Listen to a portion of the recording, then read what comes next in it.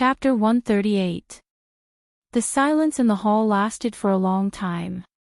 Brendel looked at the white-haired youth who was clutching his wrist in disbelief, then looked at the sword that was still vibrating on the ceiling. He let out a sigh of relief.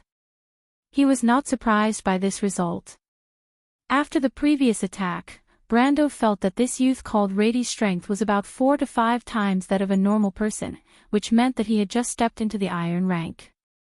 It was the same level as when he was in the Golden Demonic Tree Canyon. This kind of strength was considered outstanding for his age, but it naturally could not be compared to his cheat code. Brando thought about his own strength. In this period of history, he had indeed used a cheat code. In a week, he had unlocked the first level of strength. In a month, he had entered the iron rank, and in the 3rd month, he had entered the silver rank. Even though it was not comparable to the Chosen, it was still unprecedented. As for whether there would be others after that, Brando could not say. According to the game's calculation, the silver rank would start from level 35. Brando estimated that he would need to reach level 40, which was about 600,000 experience points. And he had to store enough experience points in 7 months. Only then would he not miss the last train to Erewhon's December Civil War. While he was thinking, he saw the crowd split into 2 sides. Amandina made a small sound of surprise. Brando was also slightly surprised, and then his gaze fell on 2 people at the back of the crowd. The one in front was a man wearing chainmail and a blood-red cloak. He wore a tall hat with colorful feathers on it. He looked like an explorer from Erewhon's Royal Geographical Society, but the brooch on his chest was not the Royal Geographical Society's blazing amber, but a simple wooden medallion. The medallion was engraved with a kingfisher. The taller man in the back was wearing simple leather armor. The armor only protected the important parts of his body, so the muscles on his arms were exposed. He was carrying a huge sword that was at least 5 feet long on his shoulder. His forehead was wide, but his cheeks were deeply sunken as if they had been cut by a knife. He pursed his thin lips, giving people the impression that he was not angry but he was imposing at first glance. When Brando saw this person, he could not help but be stunned. "Isn't this that guy?" Brando could not help but have a little doubt in his mind. Because of this tall man who looked like a barbarian from the snowy highlands, the moment he saw him, he immediately sketched out an image in his mind: a Rex Crosshand Buga, the trusted aide of Duke Lone, the captain of the guards of Lantern Island Castle.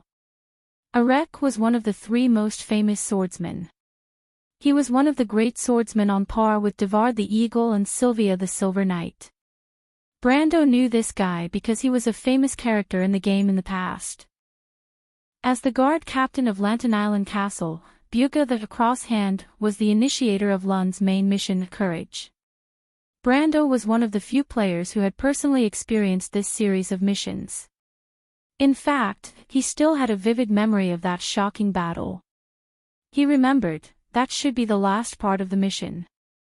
In the mission, the players had to help Buga kill one of the 12 tree herders' patriarchs, the envoy of sorrow, Frunica. Frunica was level 97 and had mastered the highest level of the superior element, darkness. He had almost perfected his bronze body. In fact, in the era when the player's level cap was only level 83, the 12 tree herders' patriarchs were basically undefeatable nightmares. At that time, the story went like this. Buga carried the great sword, the legendary Arwen, on his back and led the players into the headquarters of the tree herders in the Lone Kingdom, the Forbidden Forest. Using the knight swordsmanship of the Scene School, he was also the only legendary existence who had mastered level 17 swordsmanship. The player's level cap was 13. He only needed 4 strikes to kill the envoy of sorrow, Frunica. Throughout the entire mission, the players were like spectators. They only needed to help Buga block the monsters and stall for time. In fact, it was this battle that cemented Brando's decision to walk the path of a warrior to the end. He was only level 72 at that time, but later on, he became one of the few pure warriors in Woned who had a silver body. Thinking back to that time, and looking at Bugha who was still in his prime, Brando was a little dazed. He didn't expect to meet him here. This was the future greatsword hero Bugha. Of course, Brando didn't dare to confirm that Bugha didn't have the same terrifying strength as he did in the future.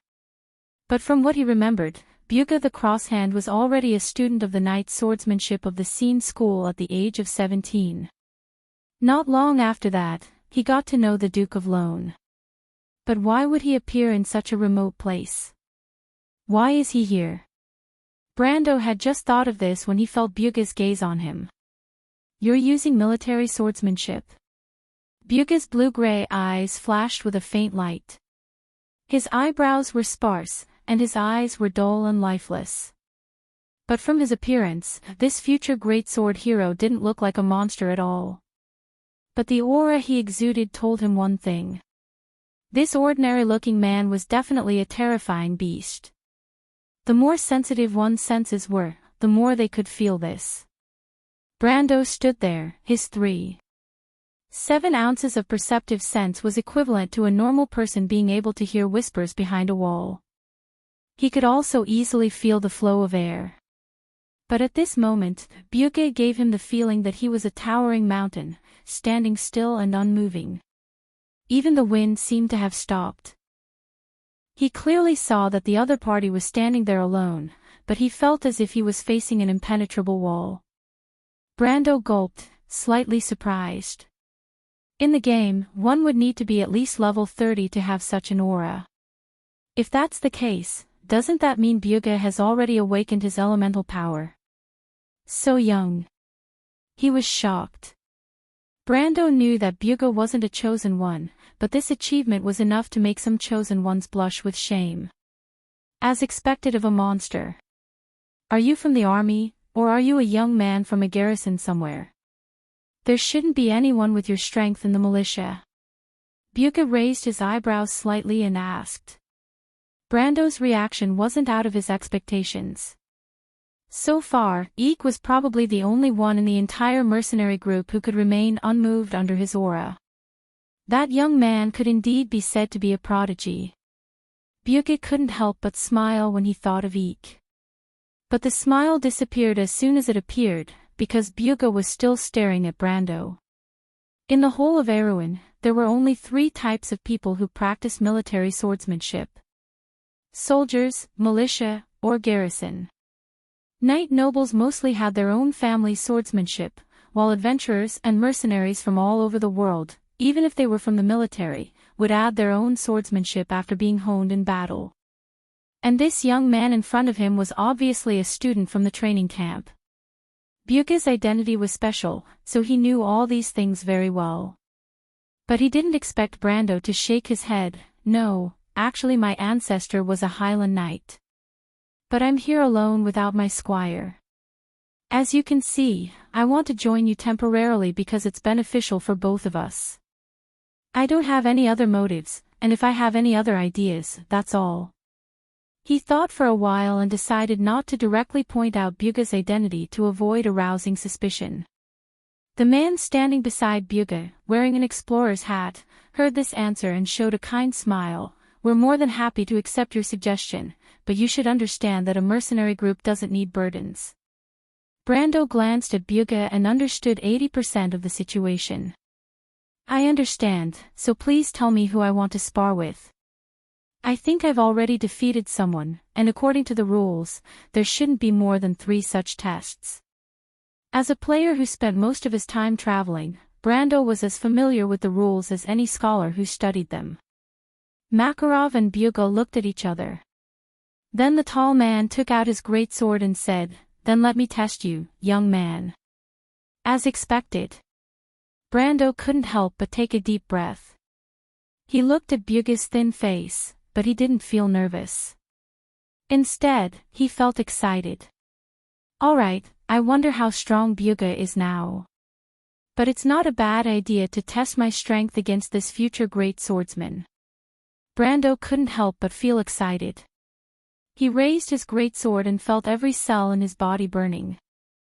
When he became a level 130 warrior, Bugha had already passed away. In fact, one of Brando's biggest regrets was that he didn't have the chance to spar with the great swordsman in his heart before he matured.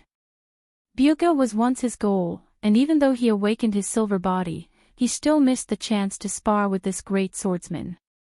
However, he didn't expect that when time returned to this moment, he would accidentally win another chance like this. Although he couldn't be considered a swordsman with outstanding swordsmanship, Brando knew that his understanding of swordsmanship wasn't inferior to anyone else. It was as if he had returned to the level 130 veteran warrior that he once was. He looked up, and his eyes were so bright that they seemed to be burning. The young man raised his great sword. The level 10 military swordsmanship was no longer as simple as a high-level basic swordsmanship, and the natural aura it exuded was enough to capture everyone's attention. Brando had seen such an aura from his grandfather before, but it did not cause people to feel as if they were about to fall into the abyss and fall into the abyss. But it was enough to stun the mercenaries. Great, military swordsmanship. Bugha's eyes glowed. You're qualified to spar with me. If you want to know what will happen next, please go to www.chidien.com and read more chapters. Support the author, support the original reading. Chapter 139. You do have what it takes to fight me. Just as the word fight came out of his mouth, Bugha's greatsword swung over his head like a silver chain. There was a distance of about 10 meters between him and Brando, but in a split second, the heavy blade had already reached Brando's head. Brando did not need to look up to know how dangerous the attack was. It was as if 1,000 miles of mountains were collapsing on top of his head, and thunder was rolling down from the sky. Before the sword even reached him, the momentum was already overwhelming. This sword was at least at the peak of gold rank, but it was different from Terst's sword. Bugha's sword was thick and heavy, and the moment he struck out, it made people feel small and insignificant, as if they couldn't dodge it at all. Brando had experienced such a sword before. Even though he did not experience it personally, but the mountain collapsing, tsunami-like momentum was the same as this time. He closed his eyes and raised the sword above his head. His forehead, shoulder, and left arm formed a solid line of defense. This was Erwin's most profound parrying technique. Erwin's military swordsmanship level 9. Brando hoped that this parrying technique, which had a 27% deflection rate in the game, would have the desired effect. He needed to be calm when facing Bugha's greatsword. The greatsword swung down, and the two swords clashed. Dazzling sparks flew as the two swords collided. Brando's long sword bent backwards as much as possible. But it was not at its limit yet. The young man continued to adjust his strength, but Bugha's greatsword was like a giant boulder. The unparalleled strength of the greatsword penetrated into his arms inch by inch. He quickly realized that he could not retreat, and he could not dodge. There was no way out. Brando's thoughts flashed like lightning, and his understanding of the warrior class flashed through his mind. Or rather, it was more like an instinctive reaction. He leaned back and slid to the side. Bugha's greatsword missed its target and hit the ground with a loud crack. The 5 wooden planks crumbled at the same time, and the wood splinters scattered like butterflies. Brando suddenly realized that Bugha was not using his full strength. This future Grandmaster swordsman had exposed his trump card the moment he drew his sword. Bugha had already awakened his elemental element. His elemental element was earth, which was of a relatively high level. Otherwise, he would not have been able to comprehend such a vast and boundless sword will. Brando thought as he panted. The hall was completely silent. Although everything that had happened just now was like a fleeting shadow, and almost no one had seen clearly what had happened in the previous exchange. However, when they saw that Brando didn't seem to have suffered much of a loss, they couldn't help but hold back their exclamations. For a moment, they didn't know what to say. Bugha's 70% attack was dodged by a swordsman who was only an upper iron level swordsman. What was going on? Those mercenaries who thought they were as strong as Brando couldn't help but put themselves in his shoes and think about what they could do under that level of attack. It was as if he could only close his eyes and wait for death. That attack just now, it seems like the vice commander used at least 70% of his strength. It's luck, right? Such exquisite swordsmanship. How is that possible? Whispers spread among the crowd, and the spectators all had different expressions as they looked at each other. However, the two combatants ignored them. Bugha raised his head and did not rush to pull his great sword out of the ground. Instead, he looked at Brando in surprise. At first, he thought that Brando was just a young man with some talent, but he was used to seeing Eek's prodigy and didn't think much of the others. But now, Bugha realized that the young man in front of him was not simple at all. That slip just now was obviously a profound technique. Bugha's guess was not wrong. Brando's technique came from the long-lost swordsmanship of the fallen elves, the movement technique of the shadow sword. This swordsmanship focused on dexterity and agility, and its purpose was to attack the enemy without defense. That was why Brando used it to deal with Bugha. Unfortunately, Brando did not dare to hope for that swordsmanship. According to his experience in the game, Wone should be in the first chapter of the game, The Empire of Birth, which talked about the rise of Madara. Unearthing the ancient texts would have to wait until the third chapter, Ancient Legacies, and those ancient swordsmanship would only appear in the light of day at that time. Seeing that Bugha stopped attacking, Brando sighed in relief. He swung his arm, but he did not feel any soreness or numbness. This meant that Bugha had maintained his strength at the same level as him. His heart suddenly skipped a beat. Since Bugha only treated this battle as a test, then he might have a chance to turn the tables. Brando was eager to give it a try. If Bugha maintained his strength at the same level as him and tried to defeat him with only his understanding of swordsmanship, then he would be digging his own grave. Who was he? Even though level 130 wasn't the strongest player in the Amber Sword, it wasn't something that the current Bugha could compare to. Brando's character in the game had used 17 different swordsmanship in the past 100 years, and more than half of them had reached level 10. As for the swordsmanship that he had seen and fought against, there were countless of them. Bugha's swordsmanship came from Sean's Night School of Swordsmanship, which was how he got his nickname, Crosshand. Coupled with his own understanding of the earth, swordsmanship, that kind of majestic strength combined with the momentum of 1,000 caddies, it was enough to capture the opponent's attention before the sword was even drawn. Unfortunately, this set of swordsmanship had no effect on Brando. He even knew that he would not fall into his opponent's rhythm, so before Bugha could draw his sword, he had already taken the initiative to attack. The move was simple, Erwin's military style of swordsmanship. However, this stab gave everyone a fright. Especially those who had already learned Erwin's military style of swordsmanship. Swordsmanship was just a beginner's technique, Erwin's military style of swordsmanship level 0. Many people had learned it and practiced it repeatedly, but they could not imagine how a sword could cross a distance of 5 meters in an instant. Brando saw a flash of surprise in Bugha's eyes, and he could not help but laugh in his heart. It seemed that although this future Grandmaster swordsmanship was an intermediate level swordsmanship, the level of his swordsmanship had not reached a certain level. After all, at this point in time, Bugha was at most 50 or 60 years old, which was the period of his growth.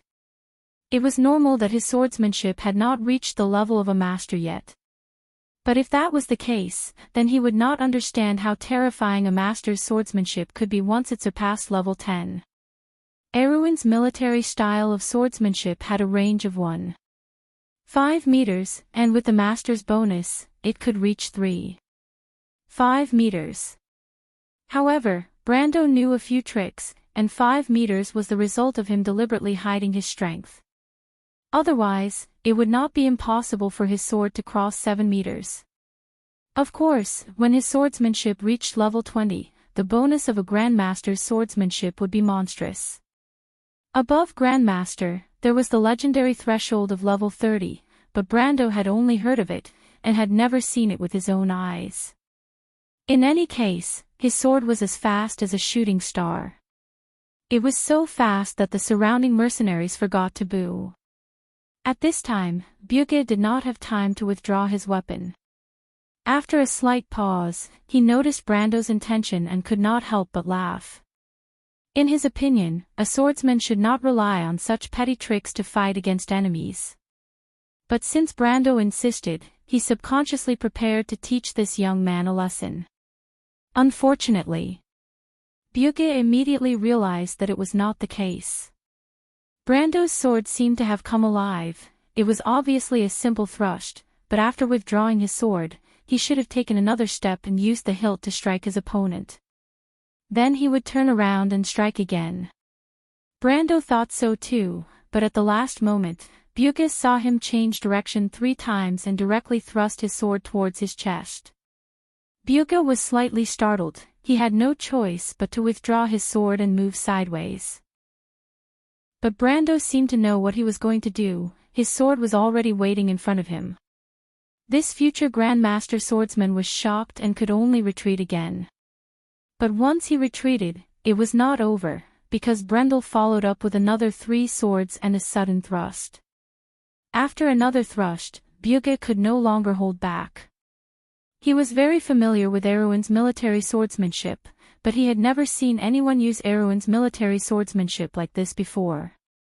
But Brando was able to use it methodically and with such brilliance. Bugge swore that in this country, there was not a single infantry manual that described the techniques of this swordsmanship. But now, this young man was telling him that it was possible. This was a technique that countless warriors had come up with. Its techniques had long surpassed Erwin's military swordsmanship, and most of the NPC instructors had recommended the basic attack routes and routines. In the past 30 to 40 years, players had begun to summarize the essence of battle tactics, and they finally realized that they did not need to blindly follow the system's instructions. The innovation of techniques had begun. And now, Bugge was facing the new Erwin's military swordsmanship that the players had laid the foundation for 30 years later. And in this, there was Brando's own experience as a Grandmaster swordsman. That was why when Bugge entered Brando's rhythm, he immediately felt the pressure. The young man in front of him seemed to know his every move, and he himself was at a loss. It felt like a novice swordsman facing off against a master swordsman. Bugge suddenly recalled what happened when he first started learning swordsmanship. It was not a difference in strength. It was a difference in technique. This future Grandmaster swordsman was forced back 7 or 8 steps by Brando, and he could not even touch the edge of his own sword. He could not take it anymore, and if this continued, there would be no result. In the end, he had no choice but to use his full strength. He directly used his elemental power to block Brando's attack. Dang! A loud sound rang out. This time, Brando was finally unable to defend himself, and he was sent flying back 10 meters into the crowd. The hall was silent. No one even remembered to cheer for this attack. The mercenaries only had a dull thought in their minds: what kind of swordsmanship was that? Was this what Erwin's military swordsmanship looked like? How high was this young man's talent in swordsmanship? Bugge was almost unable to block a round of attacks. Could it be that I'm still asleep? No, this must be a dream. If you want to know what will happen next, please go to www.chidien.com. There are more chapters. Support the author and support the original reading. Translator, Endless Fantasy Translation Editor, Endless Fantasy Translation. Chapter 140. I didn't expect my lord's swordsmanship to be so high.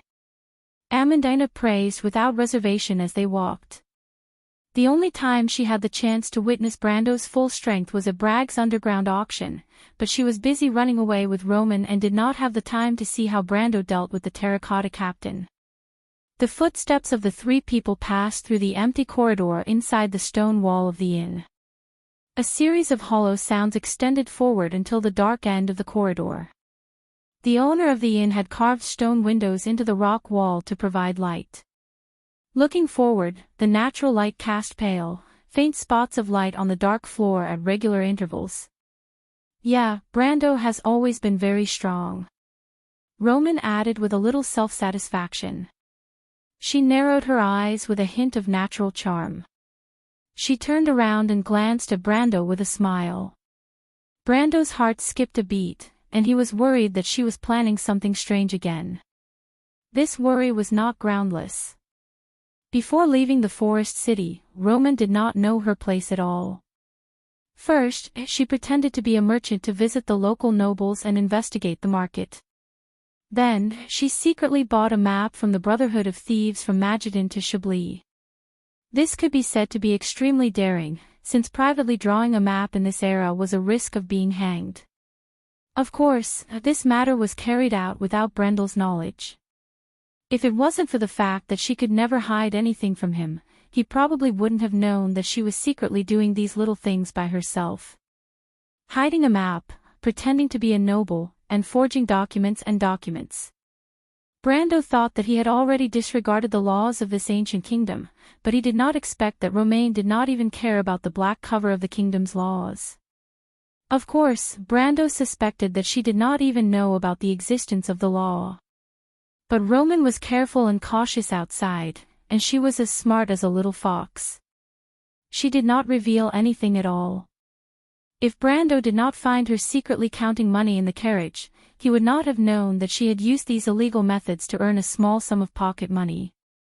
Of course, Brando had already warned her about this matter, but she accepted it humbly and agreed with a few words. Perhaps only Martha would know how much she listened. "What are you thinking about now?" Brando could not help but ask. "No." Roman hurriedly shook his head as if something was wrong. "Then why are you so nervous?" Brando's suspicions deepened, and he asked in a bad mood. "Are you nervous, Brando?" Roman touched her small face and asked curiously with her eyes wide open. "Don't try to change the topic, this trick of yours is useless against me, little Roman." "Don't call me that." Romain's eyebrows raised, but her eyes immediately. "Brando, can I go out by myself?" "Of course not." Brando flatly refused. He was not afraid that this beautiful little town of Chablis would be ruined by her, but he had other considerations. Today, he fought against Bugha in front of everyone and used his master-level swordsmanship to intimidate everyone. Even the maned wolf Makarov could not say anything about it. But that was only on the surface. After the hot-bloodedness of a warrior faded away, he felt that his thoughts had become clear again. In the past, it was normal for a single mercenary or adventurer to join an unfamiliar mercenary group during a trip. In fact, anyone could run into trouble during a trip and have to rely on others for help. Although the 314th clause of the mercenary contract rarely appeared in official contracts, it was not uncommon for a single person to join an unfamiliar group. Even though they were in a group on the surface, they were still working for their own interests. That was why, other than helping each other, there was not much meaning to it. Therefore, the written rules that stated that mercenary groups could propose tests for their members were actually just empty words in many cases. That was why Makarov the maned wolf and Bugha's actions in the afternoon seemed to have a hidden meaning. Brando could even see the suspicion in the eyes of the middle-aged man standing beside Bugha. But was there a need for that? He was a little doubtful. Then he couldn't help but think of the scene outside in the afternoon. From the words and actions of the young man named Eek, it seemed that the mercenary group's operation to suppress the bandits this time wasn't as simple as he had imagined. Did they have other motives? Or did they run into some trouble? That's what I want to know. He did not want these mercenaries to be after the same thing as him. That would be troublesome. Thinking of this, Brendel could not help but frown deeply. "What's wrong, Brando?" The Roman blinked. "Are you mad at me?" "Of course not." Brando glared at her. He knew that she was not afraid of him being angry. She was just trying to find a topic to talk about. Amandina, what did they say they were from? Brendel turned around and asked. He suddenly remembered something. This was a new question for him. The Grey Wolves mercenaries. Grey Wolves. Why, is there a problem? Amandina asked. Nothing. Brando answered casually, and then muttered to himself. Grey Wolves mercenaries, Grey Wolves. Shouldn't it be the Blue Mountain mercenaries? That should be Makarov the maned wolf. That's right, the middle-aged man was exactly the same as the description. There should be no mistake. But why was the name of the mercenary group different? Could it be that there was a change in history? He raised an eyebrow. There was another possibility that the mercenary group had changed its name. But in this field, changing a name was not a small matter. Not to mention the fact that it had to be registered with the Adventurers Guild under the Holy Cathedral of Fire, it was a tedious and huge project. Under normal circumstances, it would not be successful unless there was a huge change. Huge change. Brendel raised his head and looked at the ray of natural light that shone through the stone window in front of him. His dark brown eyes flickered with uncertainty. How is it? The red-haired middle-aged man touched the scar on his face and turned around to ask. Standing at a high place, the cool breeze caressed his face. He could not help but squint his eyes and stare at the town of Chablis. The town was like a man-made hill, with a winding staircase going up the hill. The name maned wolf Makarov had been famous in the mercenary world for 6 or 7 years, and it was left behind when he first joined the mercenary world. It meant that he was brave and fierce, and he fought without any regard for his life. He was like a ferocious alpha wolf. Because in the southern mountains of Aween, the alpha wolf was also called a silver-maned wolf, hence the name. Ha! Buka put his hand on his forehead and smiled. That kid's military swordsmanship is superb, almost at the level of a master. Even in the army, he suddenly coughed. You know what I'm talking about.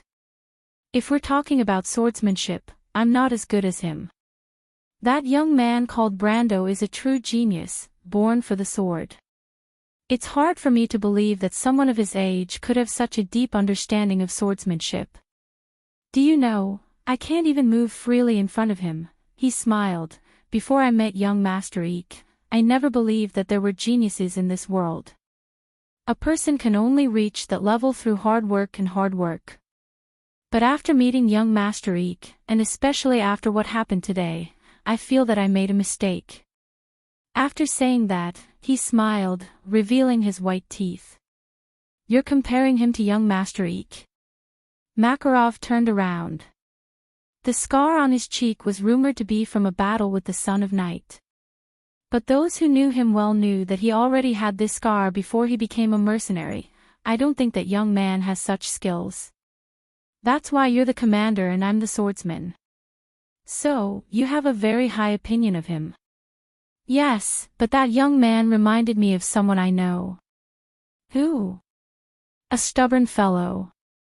Let's not talk about that. I don't think that young man is a spy from paper cards.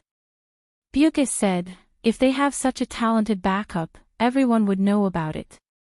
Makarov shook his head and smiled. It's hard to say. This is a sensitive time.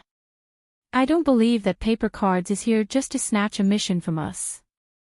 Chablis is just a small town without much profit. How can it be so attractive? You said that before, didn't you? You think they have other motives? Buka asked. That's right. What are they after? Those lizardmen bandits have other plans, or? I'm not sure, but Eek has been acting strangely for the past few days. Makarov closed his eyes and took a deep breath. I'm worried. I can't let a bunch of bastards follow us. The last mission was also because of them. This time, I want to get rid of them once and for all. Buka looked at him. Grandmaster Eek agreed. Makarov nodded and shook his head. Grandmaster Eek didn't say anything. Then why don't we wait? We can't wait anymore. The tree herders are coming. Didn't you notice? Maned Wolf said against the wind, we'll leave in 3 days. What about that young man? Let him follow us. P.S. We're all civilized people, so please don't be rough with me. I'm already very pitiful equals. Chapter 141. Chablis July morning was a song composed with the chirping of the birds. When the first rays of the morning sun shone on the forest, the small town in the middle of the mountains was filled with vitality. The house that was decorated by the natives was filled with the scent of mint leaves. Brando woke up early in the morning. It seemed that after coming to this world, the habits of a swordsman overwhelmed the habits of a gaming otaku. Sleeping in seemed to be something that happened in the last century. Brando looked at the mountains of Chablis through the stone window at the side of the room. He pressed 2 of his fingers on the card and flipped it open with his thumb. The wind elemental crystal that was placed at the side immediately vaporized into green smoke and merged into the card. A small whirlwind blew in the small space, and a dimensional rift opened and closed, and 20 wind spirit spiders shot out from it. Brando immediately gave an order. These little creatures that came from the wind realm immediately turned into mist with a series of squeaking sounds, and quickly turned into a cloud of smoke that floated out of the room. Seeing this scene, Brando smiled and opened a mana potion. It seems to be a storyline quest. He frowned as he thought. This thought had caused him to be unable to sleep well for the past 2 days. It revolved around a dungeon, and after a certain period of time, a storyline would be triggered. These storylines were all deduced by the system, so it did not seem strange on the surface. In fact, the real-time quest system was one of the selling points of the Amber Sword. But in this world, it seemed like the storyline of the game was reproduced in real life. I understand this point. Brando thought carefully and finally remembered something. It was something that was vaguely mentioned in a guide about the Balagon ruins a few years ago.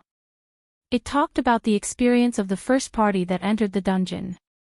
It seemed vaguely familiar. But when he raised his head, his thoughts were interrupted. Knock, knock, knock. There was a knock on the door.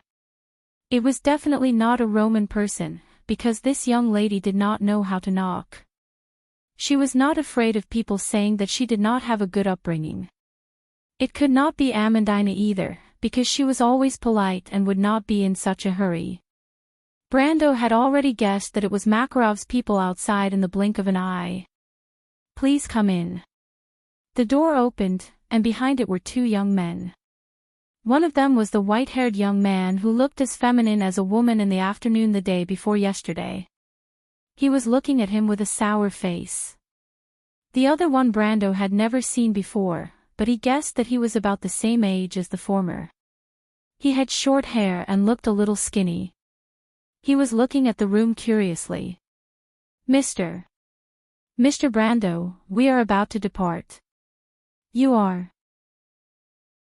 The short young man looked at him with curiosity, suspicion, and awe in his eyes.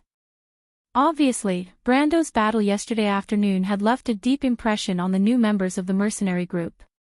A young man in his 20s was able to fight to a draw with the deputy commander. This was what most of the young men thought. In the Grey Wolves mercenaries, Bugha's strength was far above Makarov's, and that was a publicly acknowledged fact.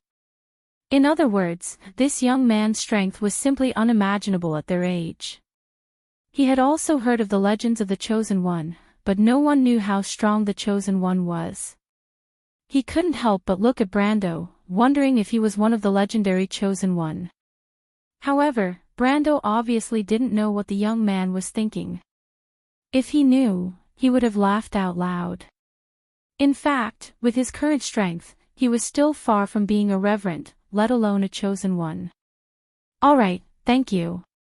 He nodded at the young man without knowing anything. We will be there soon. But the white-haired young man immediately snorted. Brendel could not help but look at this guy. After yesterday's interaction, he already knew that this guy was a nobleman's son who went out to travel. It was no wonder he had such an arrogant temper. As for why he joined this mercenary group, it was probably another story. Anyway, he wasn't interested in knowing. But even if he didn't mind, it didn't mean that the other party didn't mind. The white-haired young man was clearly angered by being ignored. He couldn't help but snort and say, "Listen, although I'm not your opponent, I'll keep an eye on you at all times." "Don't think you can play any tricks." The young man beside him was stunned. He obviously didn't expect his companion to say such words.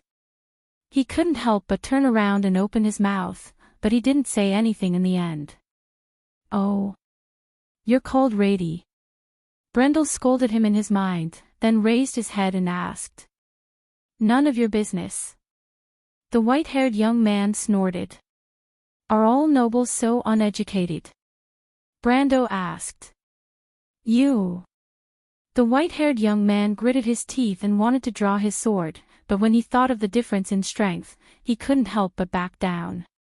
"I heard Eek escaped." "How did you know, you?" Rady frowned and was about to question when he saw Brando smile. He immediately realized his slip of the tongue and couldn't help but snort heavily. "You care too much, I'll tell the leader about this." Brando thought to himself. "Do you think everyone is an idiot like you?" But on the surface, he still smiled and said, "I'm just asking. You know that I met Mr. Eek 2 days ago." "Who knows?" Rady thought.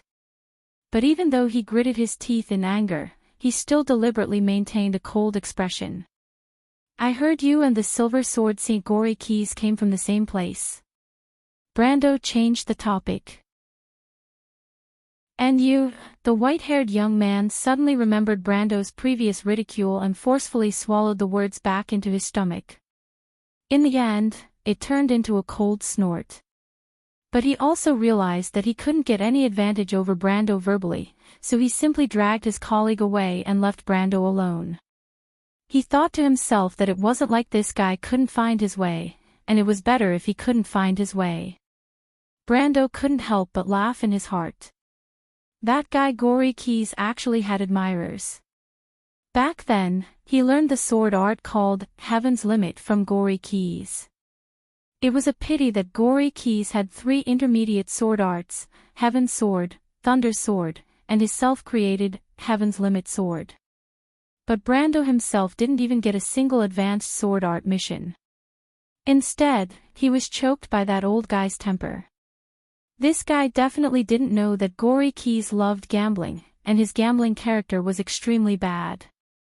Not only would he lose every bet, but he would also often not admit to it.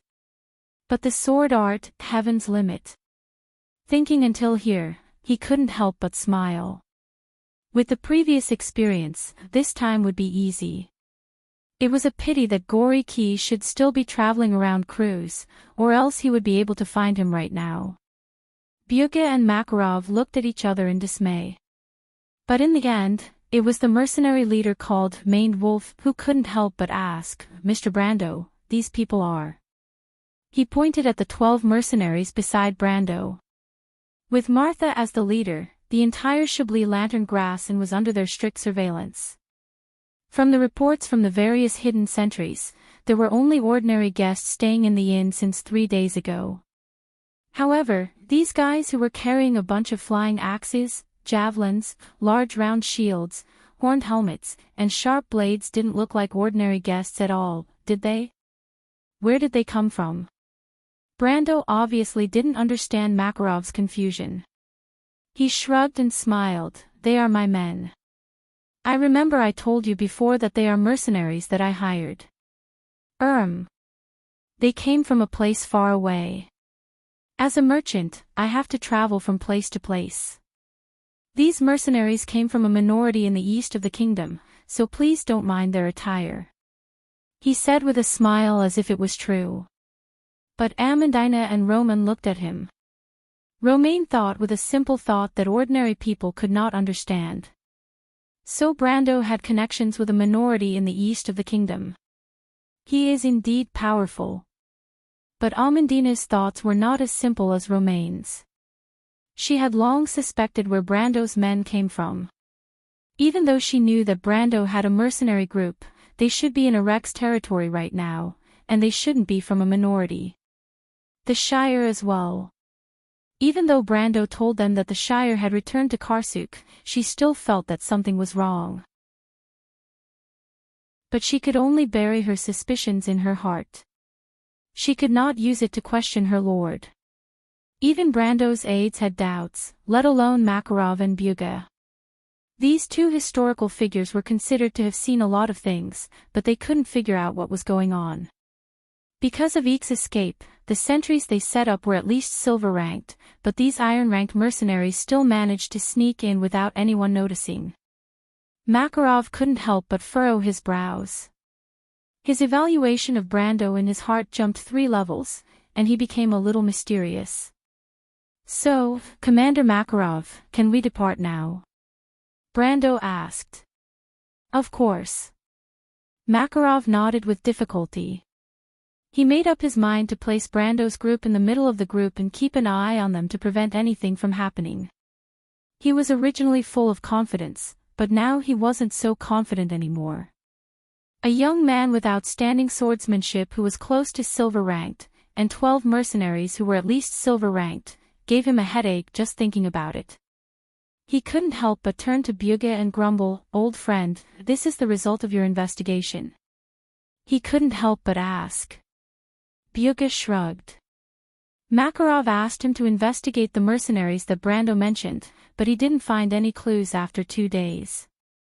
He didn't expect these 12 people to appear out of nowhere. Even though they were only silver-ranked, he didn't believe it himself. He looked at the strange mercenaries and thought that they must have used some method to hide their strength.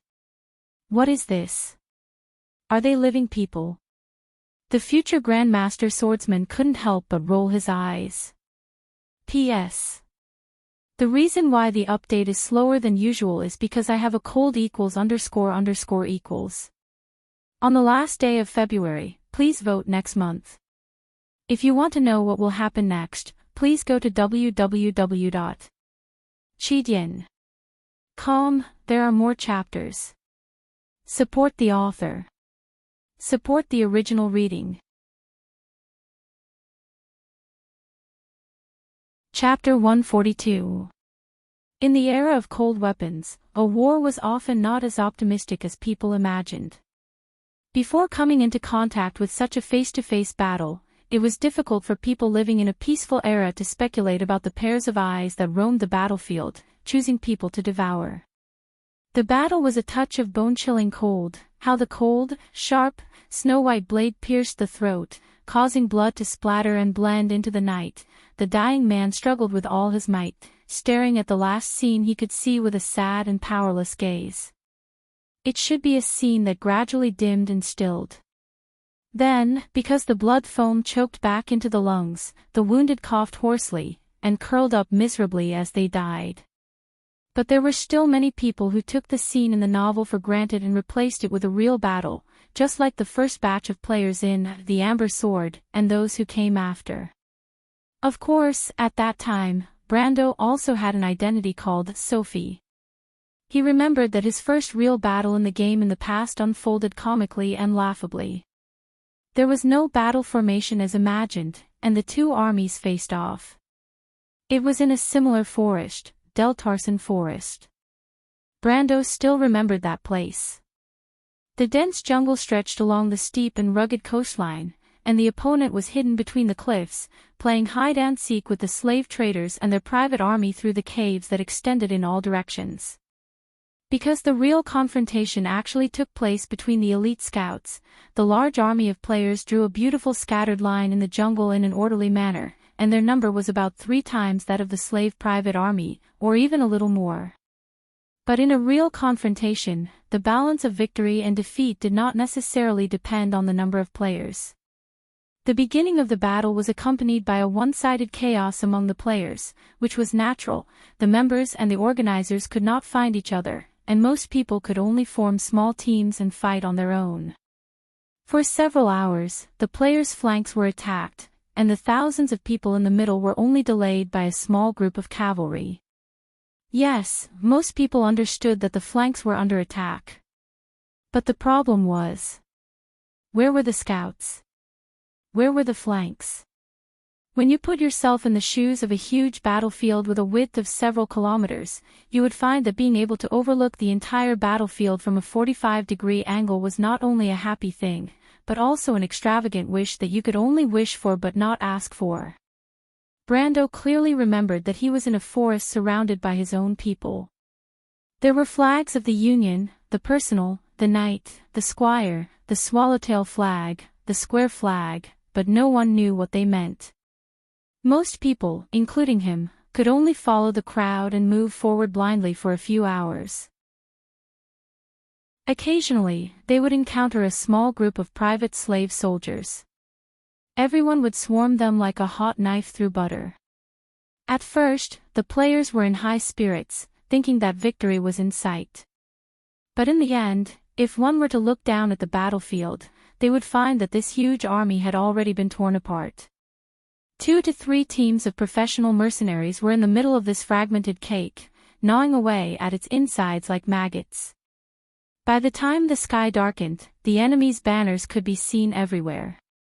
Recalling that war, it was later nicknamed the Massacre of Dirtle. In fact, this name vividly described the situation of more than 1,700 players from the 3 guilds who had gathered together. There was no doubt that these players were brave warriors. Even in the end, they formed their own small teams and fought to the death. Of course, the result was complete annihilation. In fact, the real irony was that in the entire morning and afternoon, the damage done by the players was not as great as the damage done by the slave traders in the night. Brando thought back to that battle. Not only did he feel awkward, but he also felt cold sweat on his forehead. After that, until the Bucci War, during the Second War of the Black Rose, the players gradually learned how to set up the battlefield and what flags they needed. How to distinguish which knight's army belonged to which flag from the strange emblems. The players also learned to set up the battlefield on a flat slope under a high ground, so that their commanders could see the entire battlefield in a 10-kilometer radius. Just like the famed Wolf Makarov was doing now. Of course, the battle between mercenaries and bandits was far from a war. But the battle in the forest was similar.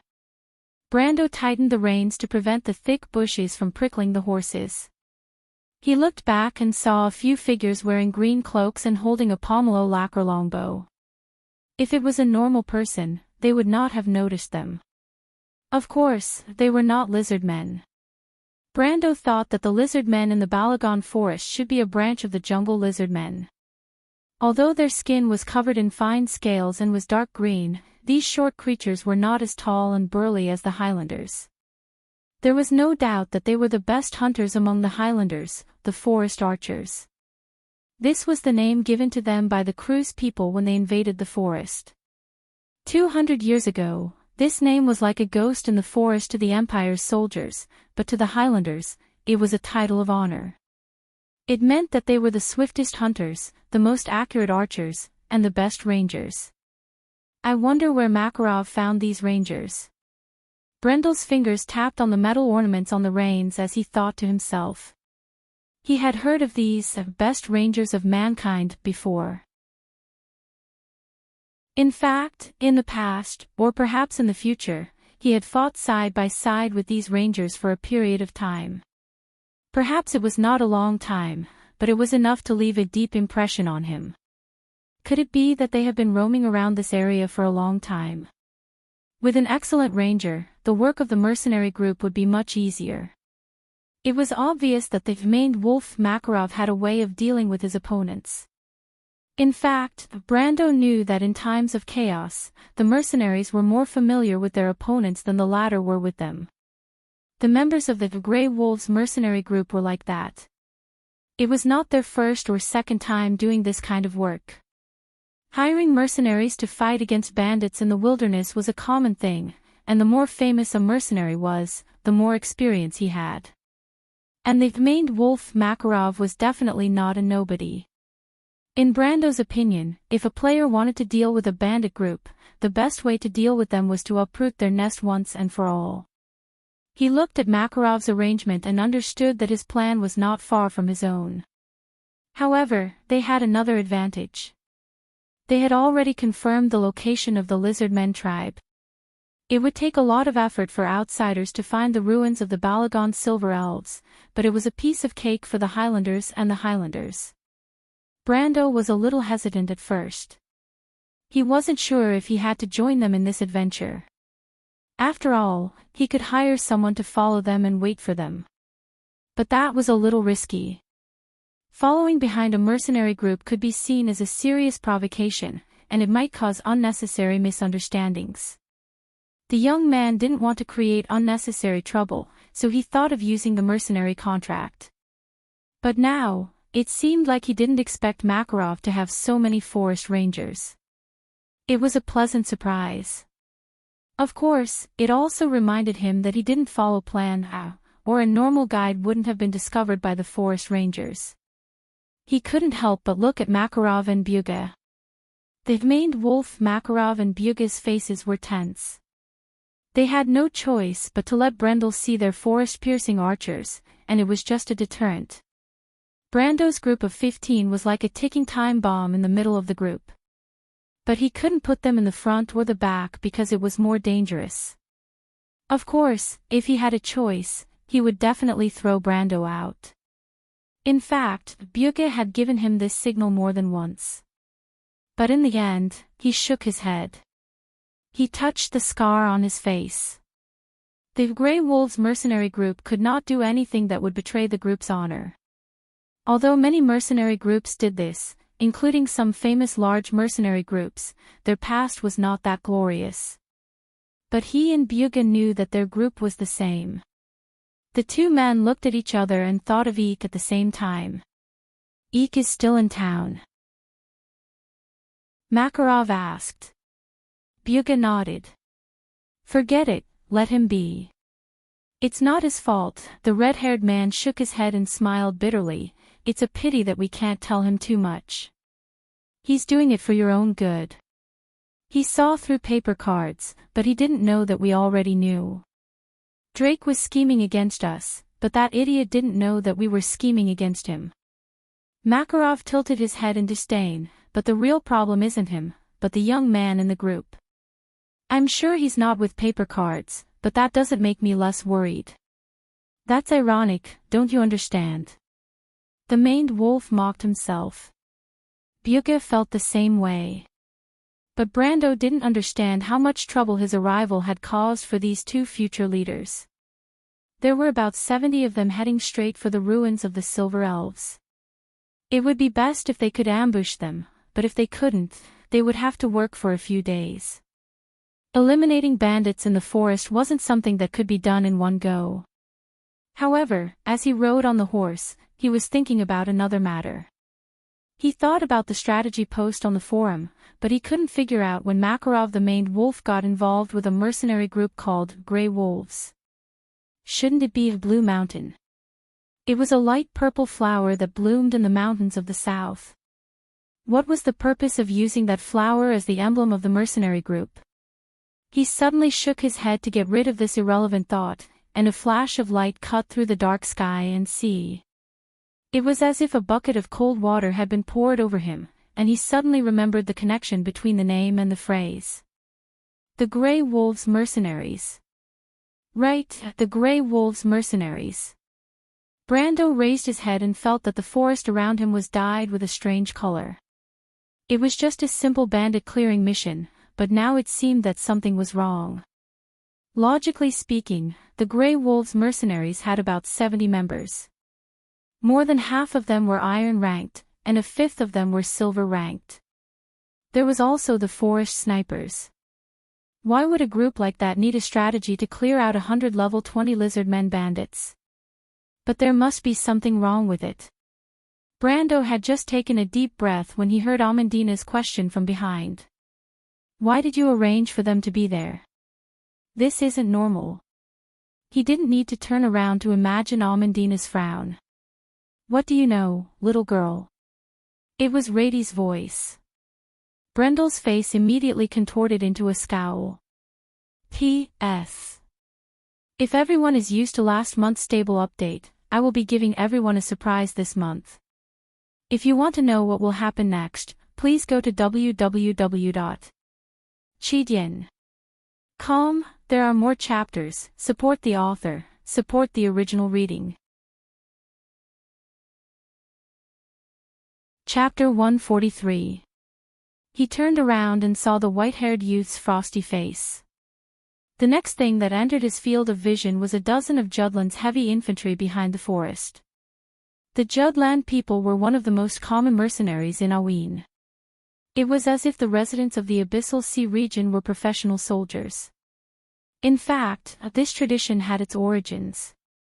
The 11 port cities in the Judran region were at odds with each other, and the frequent wars gave birth to the profession of mercenaries. A typical Judran mercenary would at least wear a fine and heavy scale armor, carry a flaming steel spear on their back, and a shield half the height of a person on top of the spear.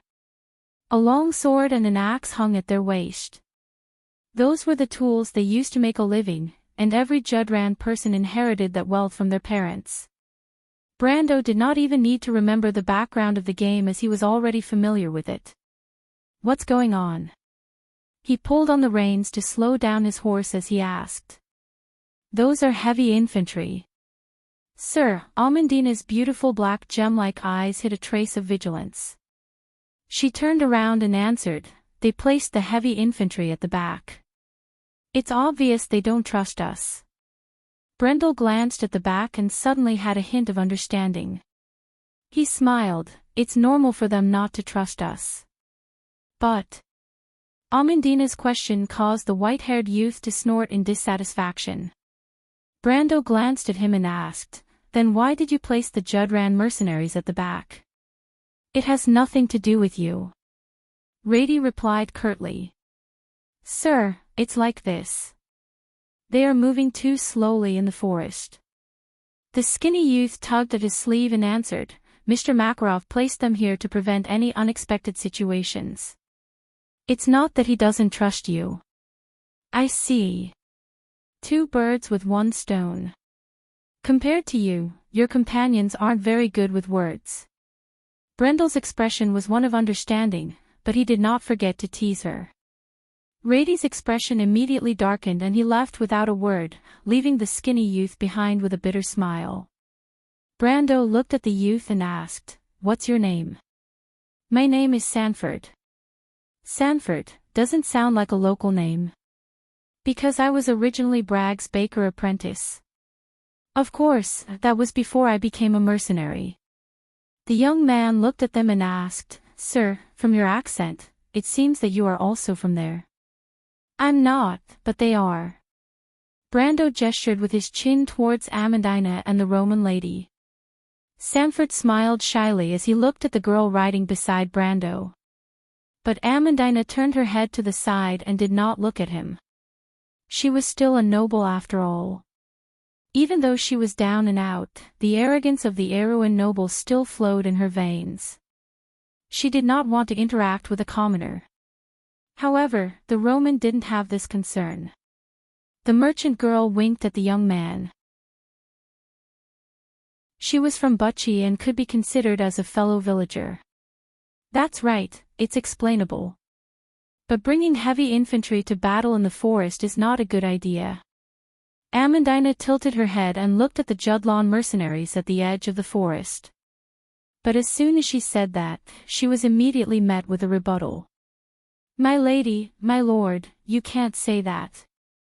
We have to eat in this world. Mr. Makarov is kind enough to take us in, and we have to be loyal to him. Look, I've never heard of a mercenary leaving his comrades in danger and running away alone. A sudden voice came from the forest. A bearded Judlan mercenary walked out from the back of the forest with a black weapon on his shoulder. He had a smile on his face as he shook his head and sighed with a heavy Abyssal Sea accent. Brando, Amandina, and the Roman turned around to look at the man. The young man narrowed his eyes. A person who could move freely in the forest would definitely have a high status in the mercenary group. Frank, assault captain. The Judlan mercenary rubbed his nose and introduced himself. What's that? Brando's gaze fell on the weapon in his hand. Flintlock gun, this is my treasure. Frank patted the pitch-black thing and laughed mischievously. Brando knew about this weapon.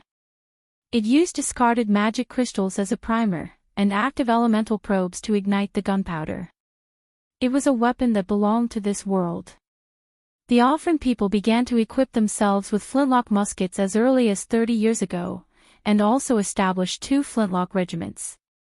The dwarves were even earlier, and their use of matchlock muskets could be traced back to the Silver Year. Firearms were extremely powerful in close range.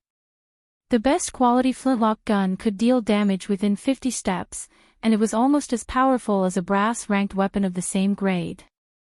The tactic of using firearms was very mature in this era, but it did not have a decisive advantage when compared to the enchanted projectile troops.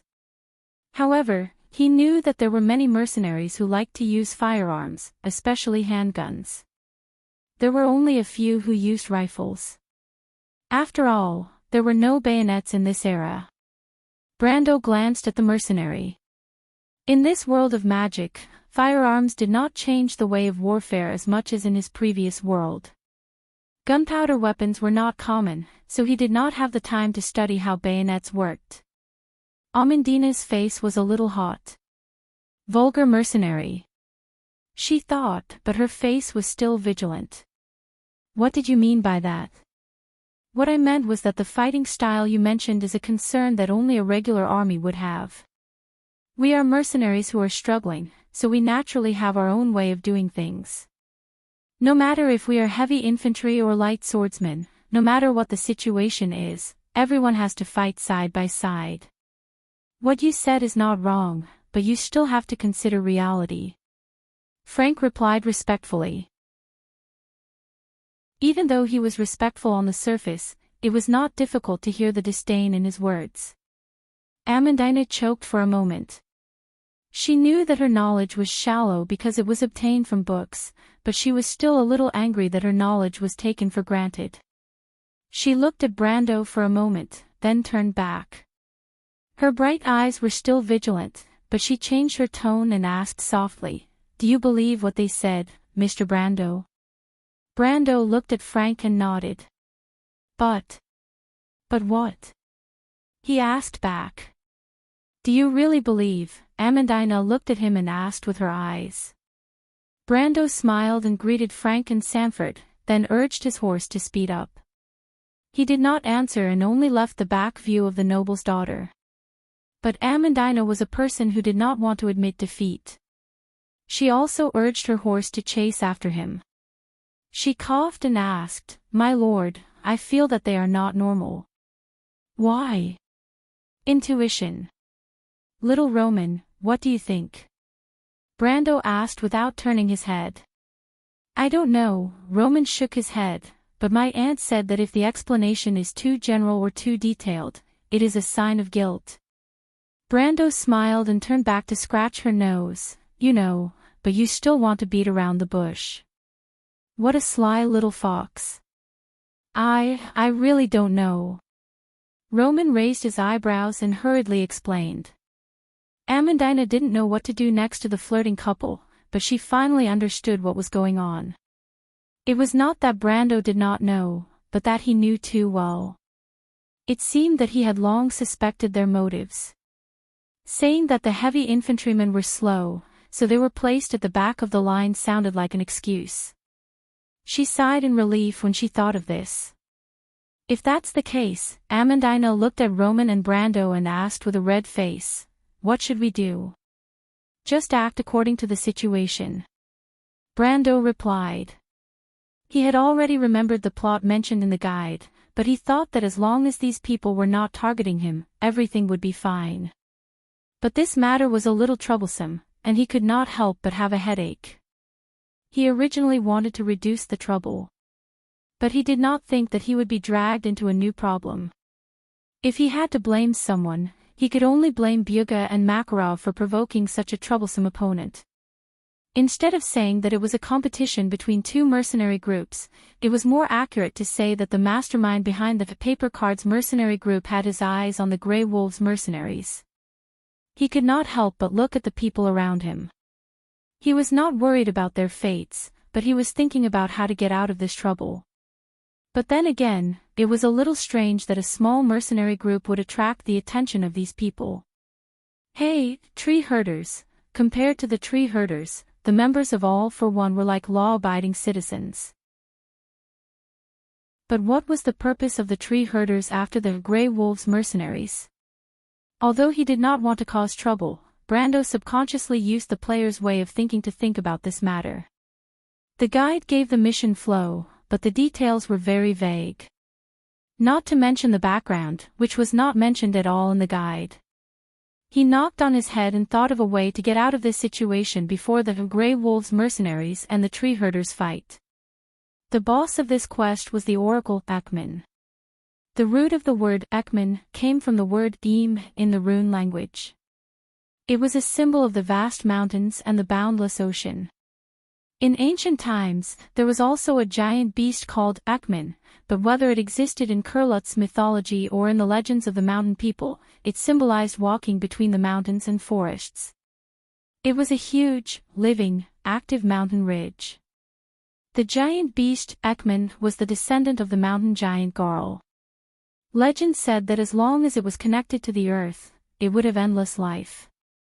The Oracle, Ekman, to Brando, was more like the name of a monster with a symbolic meaning. According to the legends, the oracles were monsters that the tree shepherds used the blood of God to cultivate in the bodies of animals and humans. Although they had such a sacred name, they were the same as the golden demonic tree, a product that distorted nature and blasphemed against God. Brando couldn't help but recall his experience with the Oracle of Heaven, Amar, and the Oracle of Darkness, Black Lotus. The former was about level 50 in its incomplete form, and he fought it with his teammates in an underground dungeon in the freeport of Ampere Seal. After a tough battle, they finally won. The latter was the true Oracle of Heaven, a level 67 elite leader, and the final boss of the perfect, heroic main story quest in Deldra. They had to form two groups to defeat it. The Oracle of Heaven was so terrifying, and even though it was only level 50, it had the strength of a gold-ranked player. Brando didn't even have the slightest intention of fighting it. But he still wanted to take advantage of it. He looked at Byuga and Makarov in front of him. In history, the Grey Wolves mercenaries should have been annihilated in this battle, but Makarov and Byuga didn't die, which meant that there was a problem. As for what the problem was, it was up to him to decide. In any case, Brando's mind started to work. One must know that the Oracle of Heaven's loot list had the Heaven Spear, Fana. It was one of the highest level fantasy weapons around level 50, and it was famous for its ability to ignore all physical defense. In the Dark Oracle's drop list, there was also the Dark Side of the Moon, that countless Nephilite judge players went crazy over. The Dark Side of the Moon was a mythical weapon. Legend had it that this scythe was once used by the god of death, Descartes. Decapitation, 1% chance of ignoring all defense and dealing 50% of the current HP of non-boss units. Annihilation, 10% chance of dealing damage to a weapon with this attribute to suppress all healing effects. In conclusion, even though the Oracle of Heaven was powerful, it also had another name, Treasure Vault. The tree herders were really rich, and only Lady Martha knew how they got so many rare equipment. Of course, this was not the most ridiculous thing. The blood of the gods of heaven came from the god of the clouds, Jamos. The blood of the gods of darkness came from the goddess of the abyss, Elaine. The blood of the gods of earth came from the lord of the mountains, the giant Garwitch. Martha above, how did they get the blood of the gods that have long since disappeared? Brando shook his head and muttered to himself. After the age of darkness, the gods in the sky had long since passed away and became stars. This was the era of mortals. Other than the one and only God of gods, Martha, this world was no longer ruled by powerful willpower. Those who were called gods today were either fake gods, or the many stars in the sky that were called laws. What are you thinking about, my lord? Amandina saw that he was absent-minded. Brando shook his head and blurted out, "The power of the mountains and rivers." The power of the mountains and rivers. Author's note: yesterday, the internet was cut off when I came back from dinner, and it's still not fixed yet. But even if the heavens want to destroy me, I will not give up. I will do my best to protect myself. There's also a 4,000-word chapter below. At the end, I will continue to ask for votes. Looking at the votes now is really sad. To be continued. If you want to know the future, please go to www.cheedian.com. There are more chapters. Support the author, support the original reading.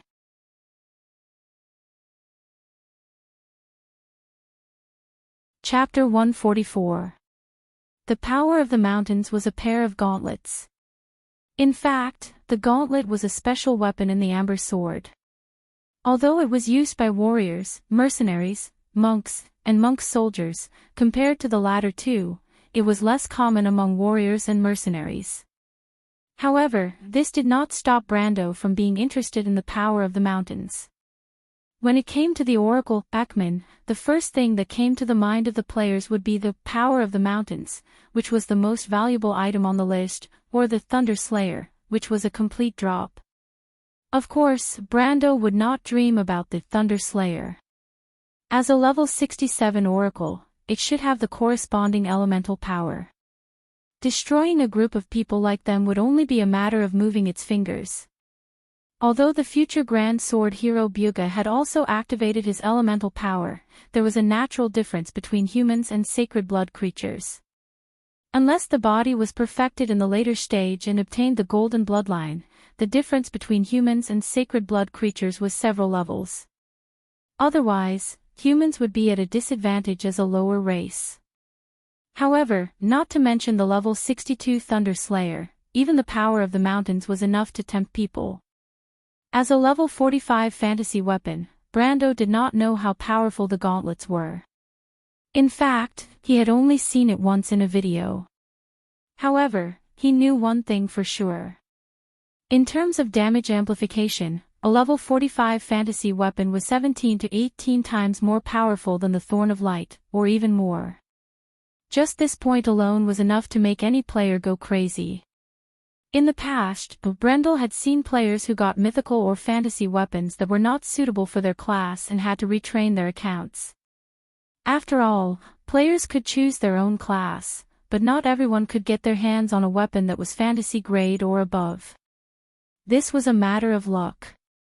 Of course, he could not do that now, but he was more than willing to redesign his leveling plan for a god weapon. After all, it was something that would bring him huge profits. Take the Lionheart sword for example.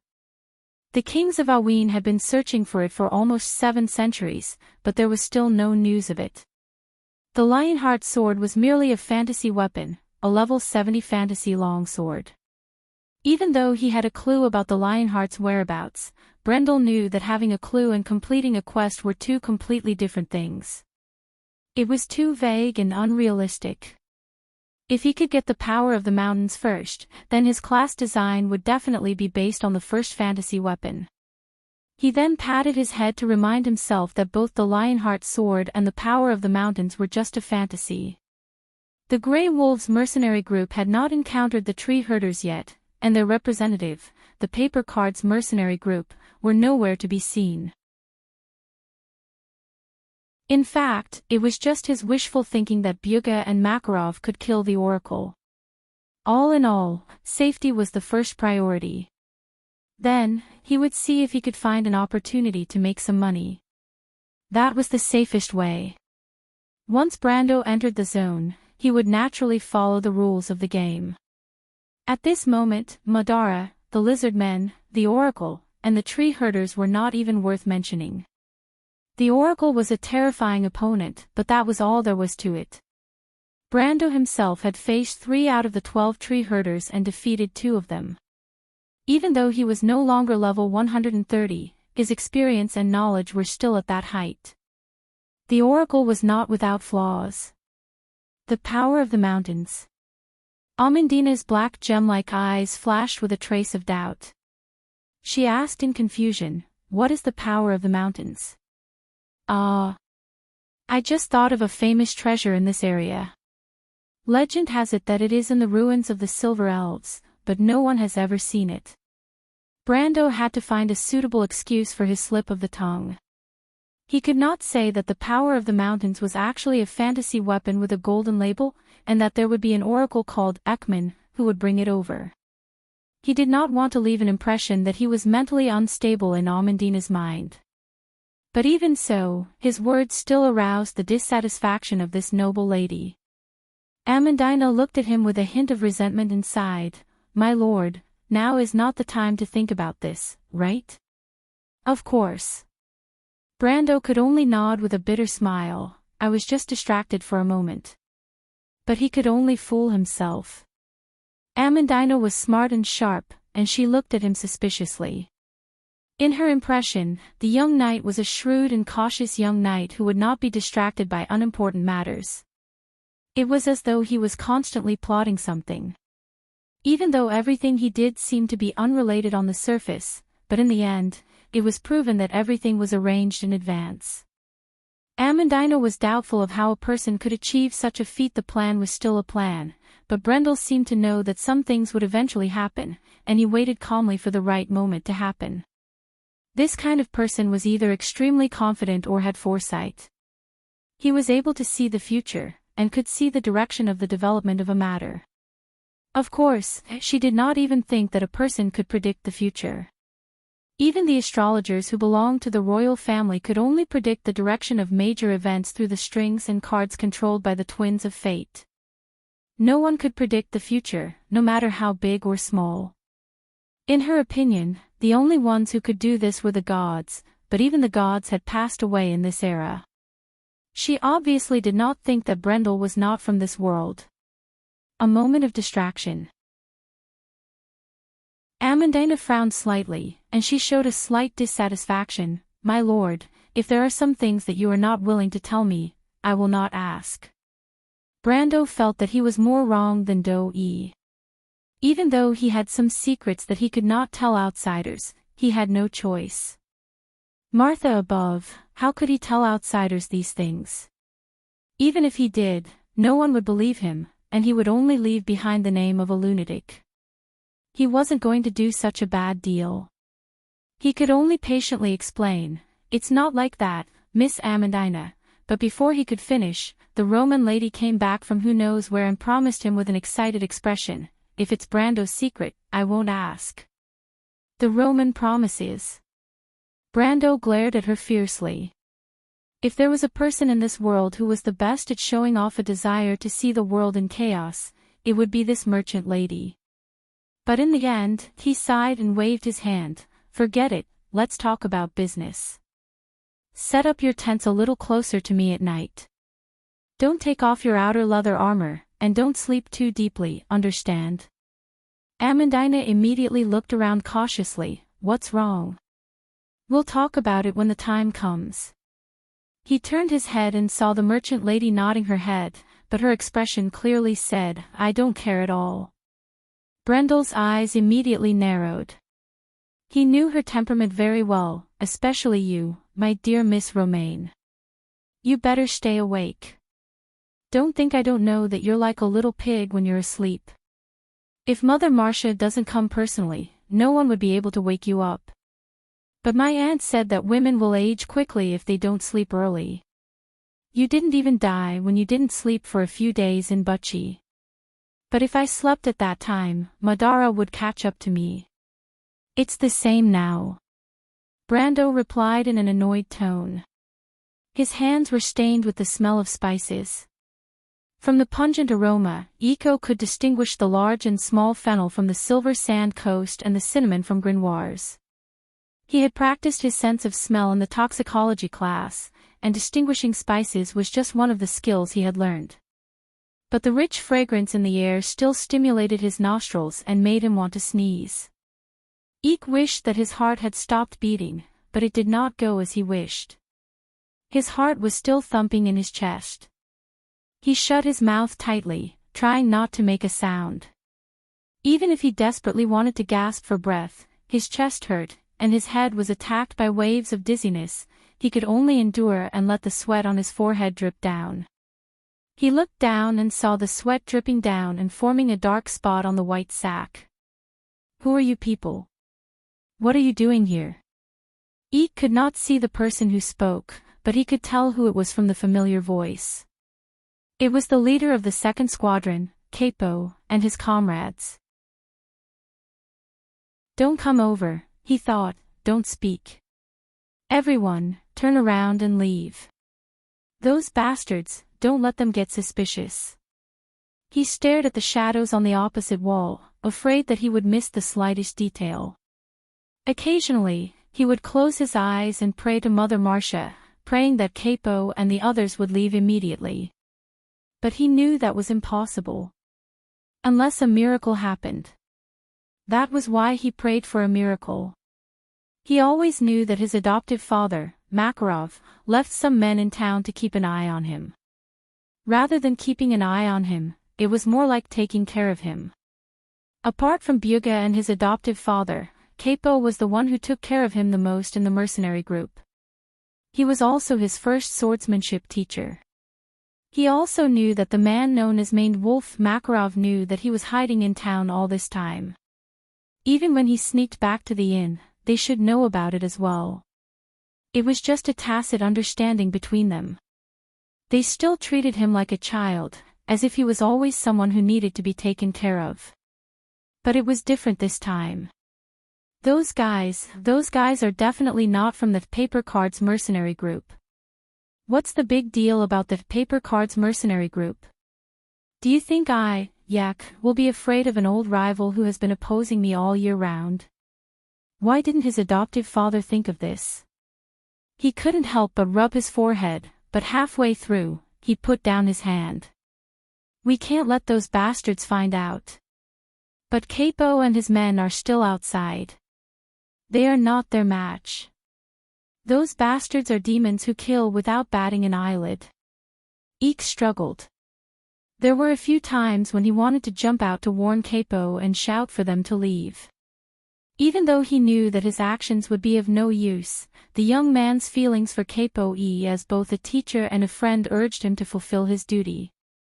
It was his duty, but he knew that he had a more important responsibility. He could not let those bastards succeed. Where is the young man you were chasing? Capo spoke again. Eek's heart skipped a beat. Hurry up and hand Eek over, we all saw it. This was another younger voice, sounding even more impatient. Chris, you impulsive bastard. Eek cursed in his heart. He couldn't help but tighten his grip on his sword. His whole body couldn't help but tremble. Then he heard that familiar laughter. It was bone-chilling, like ice needles piercing his back. He, so you are really with him, P.S. I suddenly remembered that I don't have a full attendance, but it's still awesome. Everyone, please support us. By the way, please slow down for those who are DTs, don't release it after only 15 minutes. It's already a flop to begin with, to be continued. If you want to know the future, please go to www.chidien.com, there are more chapters. Support the author, support the original reading. Chapter 145. There's an acquaintance here, Carl. A man in a black knight's training uniform looked at the bonfire in the dark forest under the undulating mountain range from afar. The Grey Wolves mercenaries seemed to be sleeping in a large cradle. It was quiet in the direction of the camp. Only the wind from the sea from the west infiltrated the night, causing the forest to respond with rustling sounds. It sounded like the waves. It also sounded like some kind of monster was screaming in the forest far away. A tall monster was dragging the bloody corpse of a female sentinel out of the forest with its huge bony claws. If Brando was here, he would definitely recognize it. He had seen this huntress in the afternoon. However, she was now a lifeless corpse. The monster's empty chest made cracking sounds, and the orange flames in its eyes flickered. It was dissatisfied with the Black Knight's casual attitude. "It's not your turn to teach me a lesson, little guy." The monster's voice was dry and squeaky. It reminded people of clockwork that had not been maintained for a long time. It straightened its body and threw the corpse down. The dead mercenary fell into a bush like a rag doll, and the crackling sound of twigs snapping could be heard 34 feet away. However, this place was too far away from the Grey Wolves mercenaries' camp. It was difficult for such a small sound to travel that far, especially in the windy night. The knight in black frowned as he glanced at his companion. He saw a group of ghost-like translucent spiders that were green in color and emitted a faint glow. They screeched as they jumped down from the treetops. Thud. A soft sound was heard. Brando was startled. He looked at the card that had fallen out of his pocket and was lying flat on the ground. The card had turned gray. It was a wind spirit spider. It had already entered the graveyard. However, the first thing he felt was not heartache. Instead, he picked up the card and was stunned. He immediately raised his head and extinguished the oil lamp. The surroundings became dark. The farthest light outside the tent was 100 feet away. So fast. He was caught off guard. In the evening, the Grey Wolves mercenaries chose to set up camp in the windy valley. Brando suggested to Makarov the maned wolf that the two sides should keep a distance from each other to avoid suspicion. Although Byuga and Makarov were a little surprised, they still agreed. Brando didn't trust them, and they didn't trust the young man's subordinates either. Thus, the two sides, each with their own ulterior motives, reached a consensus. However, Makarov didn't expect that Brando would use this as an excuse to escape. The young man crawled out of the tent, and his skin shivered a little from the cold air. Even though Chablis mountain area was extremely hot during the day, the temperature in the valley dropped drastically at night. If a traveler didn't prepare a tent or a sleeping bag, he would still be cold. He looked left and right, and a few figures could not escape his senses. Even though Brando did not go through professional training, his 3.7-ounce perception was equivalent to a person with a natural gift. He could hear the sound of a needle falling to the ground 100 meters away in the silent night. It seems like Makarov only suspects us and doesn't have any ill intentions towards us. After confirming that there was no one nearby, he carefully crawled out of the tent. At this moment, the young man was fully armed. He wore nail armor and carried all the necessary weapons and tools. He dragged a backpack with one hand, which contained the necessary water and food. He then approached a tent not far away and patted the cloth. After a few seconds, a curious voice came from within. "Brando. Roman, why are you here?" Brando was speechless. He confirmed that it was indeed Amandina's tent. "It's a surprise." Amandina laughed softly in the tent. She was a little pleased with herself. "Surprise my ass." Brando turned around in annoyance. He saw Amandina coming out of the Roman's tent with her hair tied up.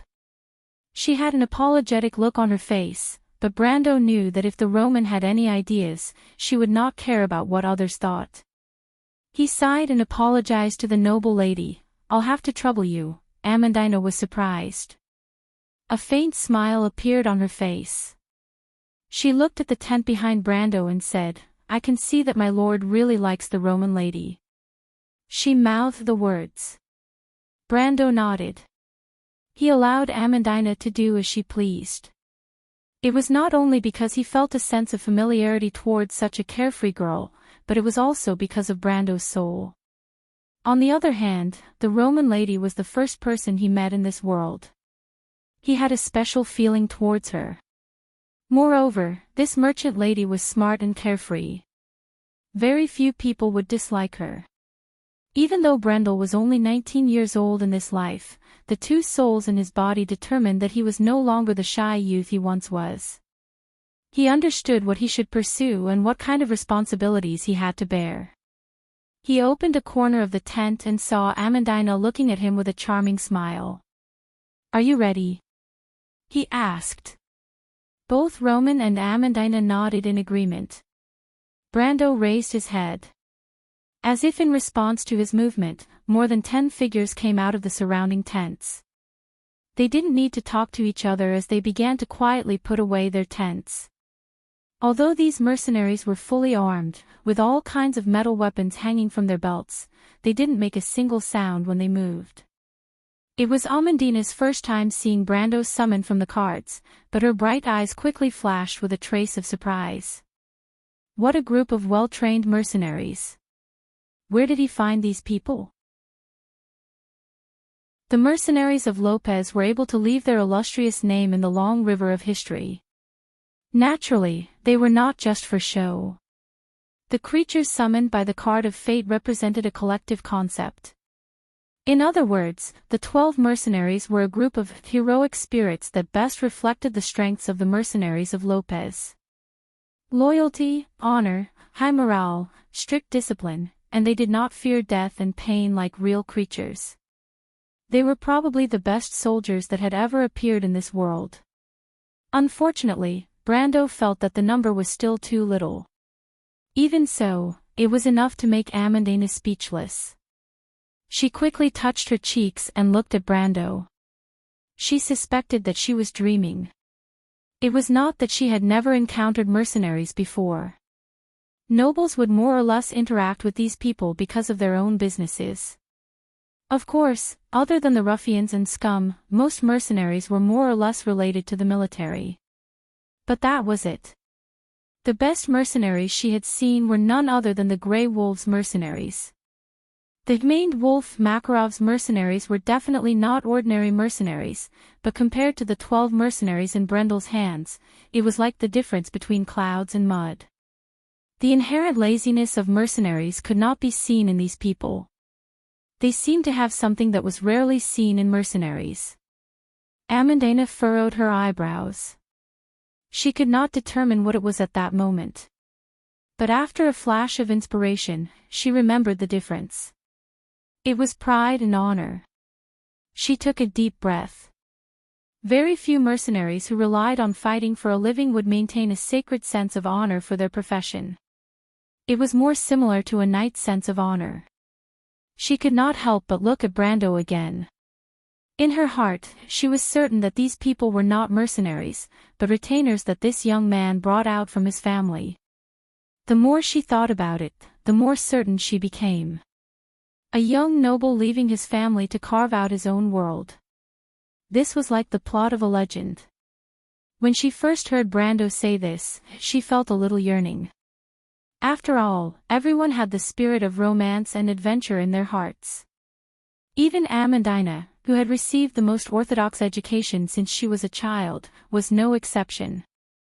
Assisting a young knight who started from scratch to conquer the world was an irresistible temptation for a girl of her age who had received such a degree of education. But from the looks of it, this lord did not start from scratch. Amandina was pleasantly surprised as if she had discovered a small secret. Of course, she did not feel depressed because of this. On the contrary, she felt relieved. She convinced herself that at least this meant that Brando was prepared. He was not a hot-blooded young knight who acted blindly and only wanted to imitate the ancients. However, Brando did not expect that his subordinate would have so many thoughts after seeing his card soldiers. Of course, if he knew what Amandina was thinking, he would definitely think of a way to do it a few more times. This way, he would be able to easily gather a large number of loyal retainers. But he did not have the mood to care about these things. He quickly realized that he had encountered a small problem. The 12 mercenaries of Lopez quickly tidied up the camp. But when they gathered together and prepared to wait for the next order, Brando suddenly noticed 2 figures walking over from the Grey Wolves mercenaries' camp. He immediately frowned. He had clearly seen one of the 2 figures walking over. It was a white-haired youth called Rady. Brando immediately thought that the other party might have noticed the commotion here, but he quickly suppressed this suspicion because the two people were clearly not walking towards them. He calculated the path that the other party would take. It should be between their camp and the Grey Wolves mercenaries' camp. He was slightly startled. These two fellows wanted to go outside the camp. Traitor. Brando immediately thought of a possibility. If you want to know what will happen next, please go to www.chidien.com. There are more chapters. Support the author and support the original reading. Translator, Endless Fantasy Translation Editor, Endless Fantasy Translation. Chapter 146. Rady and the person beside him were getting closer and closer, and the two slender figures were like ghosts in the forest. Everyone stopped and looked in that direction at the same time. Amandina lowered her head to estimate, and her expression changed. She immediately looked at Brando, her black gem-like eyes filled with anxiety. Their camp was in the middle of the forest, and the mercenaries of Lopez had already put away their tents. Even if the other party was just passing by, they would definitely notice something was amiss. Don't be impatient. Brendel stared in that direction and replied. Even though most of the people present did not understand what he meant by, "Don't be impatient," they subconsciously quietened down. Brendel raised his hand, and the calm expression on his face calmed everyone down. It was a clear hint to the others that they should not act rashly. Amandina opened her mouth slightly. The mercenaries of Lopez were Brando's summoned creatures, and their first duty was to carry out the orders of a planeswalker. Even if there was a cliff in front of them, they would not hesitate to move forward, let alone such a small request. But in the eyes of the noblewoman, these veterans who looked like they had been through hundreds of battles and should have been proud of themselves, just because of a small action from Brendel. The degree to which they obeyed his orders to the extent that it was shocking. No one spoke. She subconsciously held her breath, not even daring to breathe loudly. The wind in the valley whistled above their heads. The wind came from the mountain pass in the south, and it was like an invisible hand passing through the branches, causing the leaves on the top layer of the canopy to rustle. The dancing branches caused the dim starlight to flicker, and the intertwining light fell on Rady's face, causing the white-haired youth to have a gloomy expression. The two of them were not as careful as Brando expected, and it could be said that they did not care about the crackling sound of the branches breaking. Brando suddenly remembered that Makarov did not tell too many people that their camp was in this direction. This meant that Rady did not know that the two of them were approaching Brando's group. Even the maned wolf doesn't want to cause trouble. Brando thought. There were less than 100 feet left. Brando believed that as long as that guy walked to the edge of the forest, he would definitely notice the abnormality here. As long as he insisted that it was because he didn't trust them, they wouldn't be able to defend themselves. Even though the two of them looked suspicious, Makarov would rather trust his own party members. He was equally nervous, but he didn't show it on his face. The young man looked to the side and saw that the mercenary named Nightsong was also looking at him questioningly. He was the leader of this group of mercenaries, and it was as if he was the leader of this group of mercenaries. He was experienced and wise.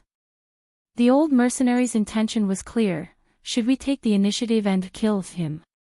But get rid of him. Easier said than done. This was a very common choice for mercenaries.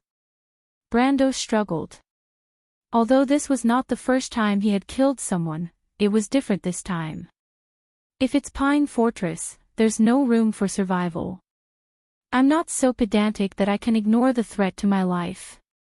But in the end, he still had a soul that came from a civilized society, and to kill without hesitation just because of a suspicion was instinctive.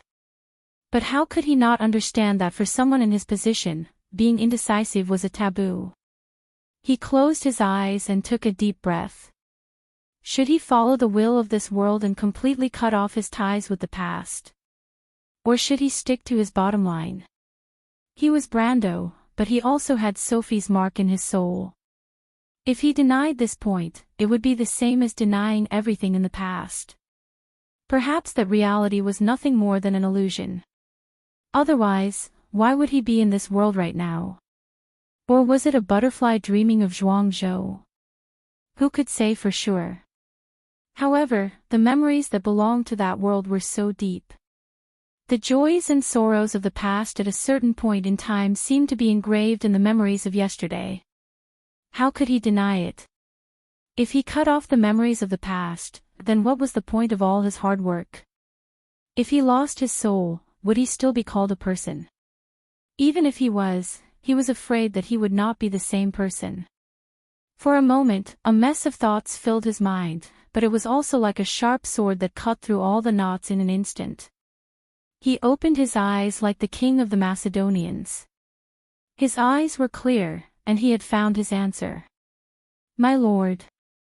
Amandaina saw through Brando's hesitation, and she could not help but be slightly startled. She originally thought that this kind of decision was natural for a young noble like Brando, and there was no need to consider at all. This was the rule of the game between nobles. When Brando heard the girl's question, he turned around and looked at her. She could not help but be stunned again.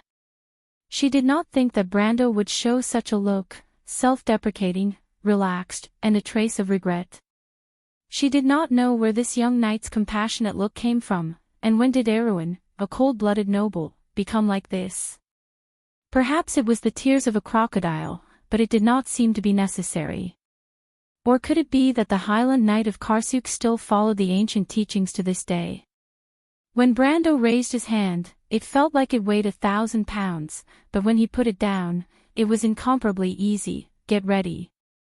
But if possible, try to only stun him. I don't want to completely fall out with the maned wolf. He ordered in a barely audible voice. He did not know if he would be seen as an idiot for doing so, but if he did not do so, then he would definitely be an idiot. The mercenaries of Lopez nodded in unison. As creatures that were summoned, they had no right to judge or question their lord's decision. But there was a trace of regret in the Nightsong Tiger's eyes. If he wanted to settle this once and for all, he had to be more decisive. On the other hand, Amandaina let out a sigh of relief. The girl's eyelashes fluttered, and she could not help but look at Brando with a new gaze. For the first time, she realized that the young lord that she followed seemed to have some special traits that she did not know about. She did not know if this trait was good or bad, but it did not seem to fit in with this ancient world. She did not know why, but she did not feel a trace of unnaturalness. On the contrary, this was the first time in a long time that she felt at ease. 70 feet. Brando. At this time, the Roman nervously called out from the side. Brando was stunned, but he still whispered, "Don't make a sound." Romain thought for a moment and nodded. The mercenaries of Lopez were already in position, waiting for Reedy and the other person to reach the edge of the clearing before swarming forward. 12 experienced soldiers with the strength of an iron-ranked warrior. They were confident that they could stop the two of them before they could react. But Brando was still a little nervous. There might be strong enemies outside the forest, and he could not waste any time here.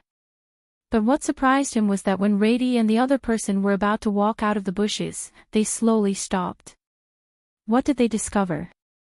Brando's eyelids twitched, and he almost immediately ordered his mercenaries to charge forward, but he forcefully stopped himself from doing so. Attacking from this distance would mess up the entire plan. The distance was too far, and there was a small patch of bushes in between. He slowly calmed down. It seems that the white-haired boy did not discover the situation here. He turned around to take a look. The mercenaries of Lopez were as calm as ever. Other than the heartless Miss Romain who was still looking around, Amandaina was so scared that her face was pale white.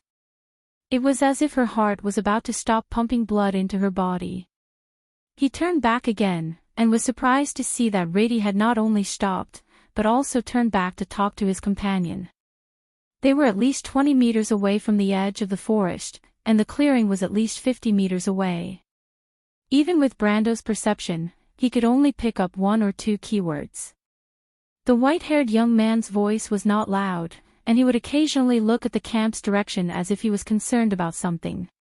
But soon, the conversation between the two of them became heated. In the end, it turned into an argument. Even though most of the people here could not hear what they were saying, they could tell from their hands that neither side was able to convince the other. Brando could not help but feel gloomy when he realized that the two of them were not here for him. "It's the middle of the night, are the two of you here to argue? Can't you go somewhere else then?" It was a pity that Rady could not hear Brando's thoughts. On the contrary, their voices became louder and louder. Brendel could barely make out the words eek, comma, Chablis, and necklace. He raised his eyebrows in surprise. That young man called Eek is still in Chablis. It seems like Rady knows about it, and there's no reason for Macaros to not know about it. But this mercenary group is really full of problems. But he still did not understand why the white-haired young man would come out in the middle of the night to discuss something that had nothing to do with the current storyline. He could not help but raise his head and look through the gaps between the leaves. The blood star was already in the middle of the sky. This star is the most punctual way for Erwin to time the summer nights. It's almost midnight. P.S. I didn't send the message last night because I was disconnected again. It's normal for me to be disconnected these days. If you want to scold someone, scold Chengdu Telecom.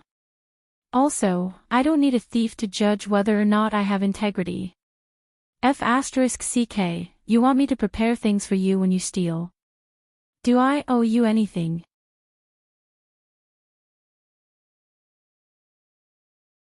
Chapter 147. It's almost midnight. Brendel could not help but think of the strategy guide. It said that the enemies would make their first move at midnight after the Lizardmen bandits were eliminated. The enemies in the guide were obviously the Tree Shepherds, or the mercenary group paper cards that was standing in front of the stage. The sudden attack was very fierce, and it could be said that all of us were struck senseless. The attack started from the north, but anyone who tried to escape to the south would die at least once. That's because the main force of the tree herders was in the south. Well, at least this means that the advanced AI that torrential rain promised wasn't just a gimmick on paper. Our response was to try our best to save the Grey Wolves mercenary group from the fate of destruction. It's worth noting that the main Wolf Makarov and the vice leader, Buga, are extremely strong. They're about 45V and 55V players. Ensuring their survival is the most important factor in helping you complete the quest. However, we did discuss another possible solution. It came from a small discovery in the east. I think torrential rain must have considered the players' endurance at this stage, so they designed a radiant altar in the east of this area. Our group discussed how to transport it, but it doesn't matter what method we use. There's no doubt that as long as you can save the Grey Wolves mercenary group from the fate of destruction. This might be the most important condition for the quest to reach a 100% completion rate. Brando rubbed his nose. Rather than calling it a guide, it was more like a lesson summary. Due to the unique nature of the quest, he couldn't complete it repeatedly. He used to view the whole story as if he was reading a novel. After all, it was exciting to watch a group of players go on an adventure. Brando especially liked using his imagination to fill in the gaps between the lines. It was as if he was there in the real world. Damn it. If you're writing a battle report, you should at least make the time, place, and characters clear. Brando couldn't help but curse the person who wrote the guide had a bad habit. Is there really no problem with words like, "one day at midnight," appearing in a serious lesson summary post? In the past, he didn't think so, but now, he realized that this kind of perfunctory attitude was very harmful. Of course, at this time, he couldn't drag that guy out from the other side of the internet to listen to him talk about real men, big boobs. Now, he could only rely on his own experience to make up for the lack of a strategy. The only thing left for him to do was to look up at the sky. Of course, there was also the hope that Reedy could finish his sentence a little faster. Of course, he wasn't aiming for a 100% completion rate. In the past, if he completed a mission perfectly in the game, there would be a so-called double reward. But in this real world, where was he supposed to find the damned system to receive the reward? Mo Face silently prayed to the sky, "Lord Martha, please throw a pie down." This was obviously unrealistic. Brando's plan was very clear. Previously, he did not understand the direction of the entire plot. Now that he remembered it clearly, he naturally had to revise his plan. Now, he had to leave the Grey Wolves mercenaries before the tree herders attacked, and then rush to the Altar of Light to open another branch. Then, he would directly use this branch to flatten the Lizard Men bandits, get the Sage Slate, and leave. As for whether the Grey Wolves mercenaries lived or died, it didn't matter much to him. Every year in Wonde, there were hundreds of mercenary groups that were destroyed due to various conflicts. Moreover, he didn't think that he had the ability to subdue maned Wolf Makarov or Byuga. Makarov was a level 45 great swordsman, and Byuga was a level 56 knight of the church who had activated his elemental energy. Of course, Byuga himself might not admit this. But no matter what, Brando didn't dare to think about these two big names for the time being. What he was relying on now was to find more potential stocks like Amandina and Tamar. Since he could see the future, then investing in the long term was obviously the best way to do things with low risk and high returns. But even though his imagination was beautiful, reality was not what he wanted. Not to mention that there were no flaws in his plan, Brando definitely did not consider such an unexpected situation. While he was thinking about it, the Roman girl behind him couldn't hold it in anymore. "Brando." She raised her beautiful eyebrows and used her finger to poke Brando's back. She once again used a voice that she thought was very soft. Of course, the merchant girl thought that her voice was very soft, but with her temperament, it was mostly wishful thinking. Everyone present was scared out of their wits by this sudden voice. In fact, the Roman's voice wasn't very loud. At most, it was similar to her normal voice, and at most, it was a little hurried. But in this silent night, in this silent forest, it was still a little out of place. "Boo. Whoa." Brando covered the girl's mouth with his hand and looked back. As expected, he saw Rady stopped and looked around vigilantly. At this moment, Brando felt like strangling the Roman girl to death. But of course, he wouldn't do that because he couldn't bear to do it. Fortunately, Rady only seemed to be nervous for a moment, and then turned back to talk to her companions. Brando sighed in relief. Then, he thought of something and turned back to glare fiercely at Roman. But the merchant girl was still shaking her head unhurriedly and kept making woo sounds. It seemed that she was quite dissatisfied with Brando's actions. Brando almost lost his temper at first, but he immediately felt that something was wrong. Although Romain was a little undisciplined and had the guts to act lawlessly on the surface, he knew that this girl who often smiled like a little fox was actually very shrewd on the inside. Otherwise, how could she not be at a disadvantage? Just as he thought of this, the Nightsong Tiger stretched out a rough hand and pressed on his hand. He was slightly startled. This was even more unusual. As his summoned creatures, the mercenaries of Lopez rarely acted on their own initiative. He raised his head and saw the experienced mercenary's eyes filled with vigilance. Brando let go of his hand, and the Roman also stopped. Not only them, even Rady stopped again. The white-haired young man couldn't help but turn around and look at them. The forest seemed to have quieted down for a moment. Not only the people, but even the wind stopped. "What did you hear?" Brando asked subconsciously. He knew that the Roman senses were far better than normal people. The merchant girl glared at him fiercely, then nodded. Brando's nose twitched, and his heart skipped a beat. There was a strange smell in the air. It was a little pungent, but it was more like a spicy stench. It seemed to be the smell of boiling water from underground volcanoes. The smell of sulfur. Brando's mind flashed with this thought, and he had already unsheathed his sword.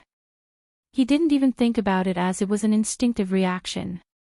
Those damned disciples of the Black Flames. That bastard who wrote the guide tricked me again. If he had said earlier that there were disciples of the Black Flames, I wouldn't have gotten involved in this mess.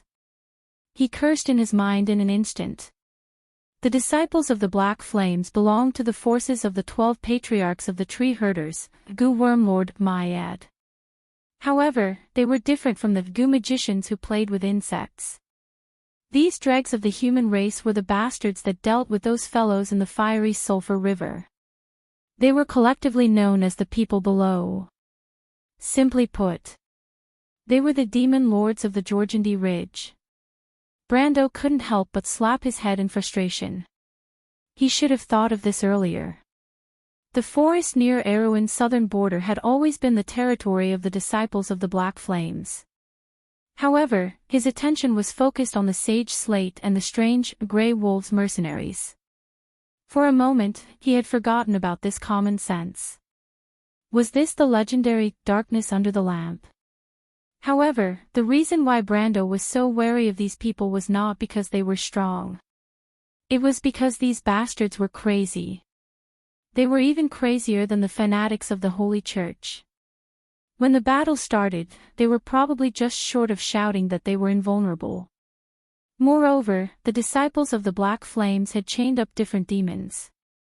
Although they were fighting together, they each had their own ulterior motives. This should have seriously affected their battle strength, but the creatures under the Jorgandi Ridge had all kinds of strange abilities that were hard to guard against. Moreover, the high-level disciples could absorb the power of the demons and fuse with the demons they had chained up. Brando wanted to vomit just thinking about that disgusting scene. One or two of these monsters would be fine, but if there were too many of them, even a god would not be able to handle it. Brando's first instinct was to run away. However, just as this thought flashed through his mind, there was a gust of wind in the darkness. As a reincarnated warrior at level 130, Brando was all too familiar with this sound. He subconsciously shrunk his neck, and sure enough, he saw a black chain with 2 spiked balls flying out from the darkness of the forest. Spiked ball. There's a lord of spiked chains. Brendel watched as the spiked ball tore down a thick tree trunk and flew past Rady and the youth beside him. Even though it did not cause any damage, it clearly scared the 2 youths out of their wits. Brendel felt the roots of his teeth turning sour. In the Jorgandi Ridge's underground purgatory, the Lord of Spiked Chains was 1 level higher than the Cerberus. It was a level 29 demon. Previously, when he went to the lava pool area to train at level 30, he suffered a lot from these guys. He did not expect that the shadow of his childhood would repeat itself today. However, what happened next did not give him time to deal with his aching teeth. He saw Rady and the young man turn and run. Brainless idiots. Brando almost jumped up from his seat. How could a level 29 Lord of Spiked Chains have such a bad hit? This was obviously a test. He knew all too well about these cunning guests below. He was almost certain that they were facing a scouting party. However, Rady's escape would probably attract the attention of the disciples of the Black Flames. Of course, he did not care if Rady was dead or alive. The problem was that they were heading in the same direction.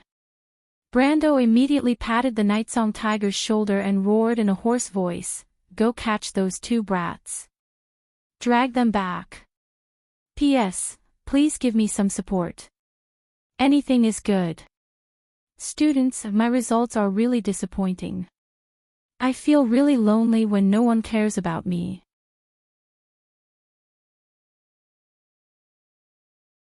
Chapter 148. Rady and the other mercenary had already turned around and started running. They shouted as they ran towards the camp. The Nightsong Tiger immediately chased after them. His figure was like a shadow that blended into the darkness of the forest. He was not fast, but he was quiet and practiced. It was as if he was a creature that lived in the darkness. When Brando turned around, the sound of chains dragging on the ground could be heard from the forest behind him. The disciples of the Black Flames have discovered the commotion here. I need to use another method. He furrowed his brows. Amandina and the Roman had already taken out their light crossbows from their backpacks.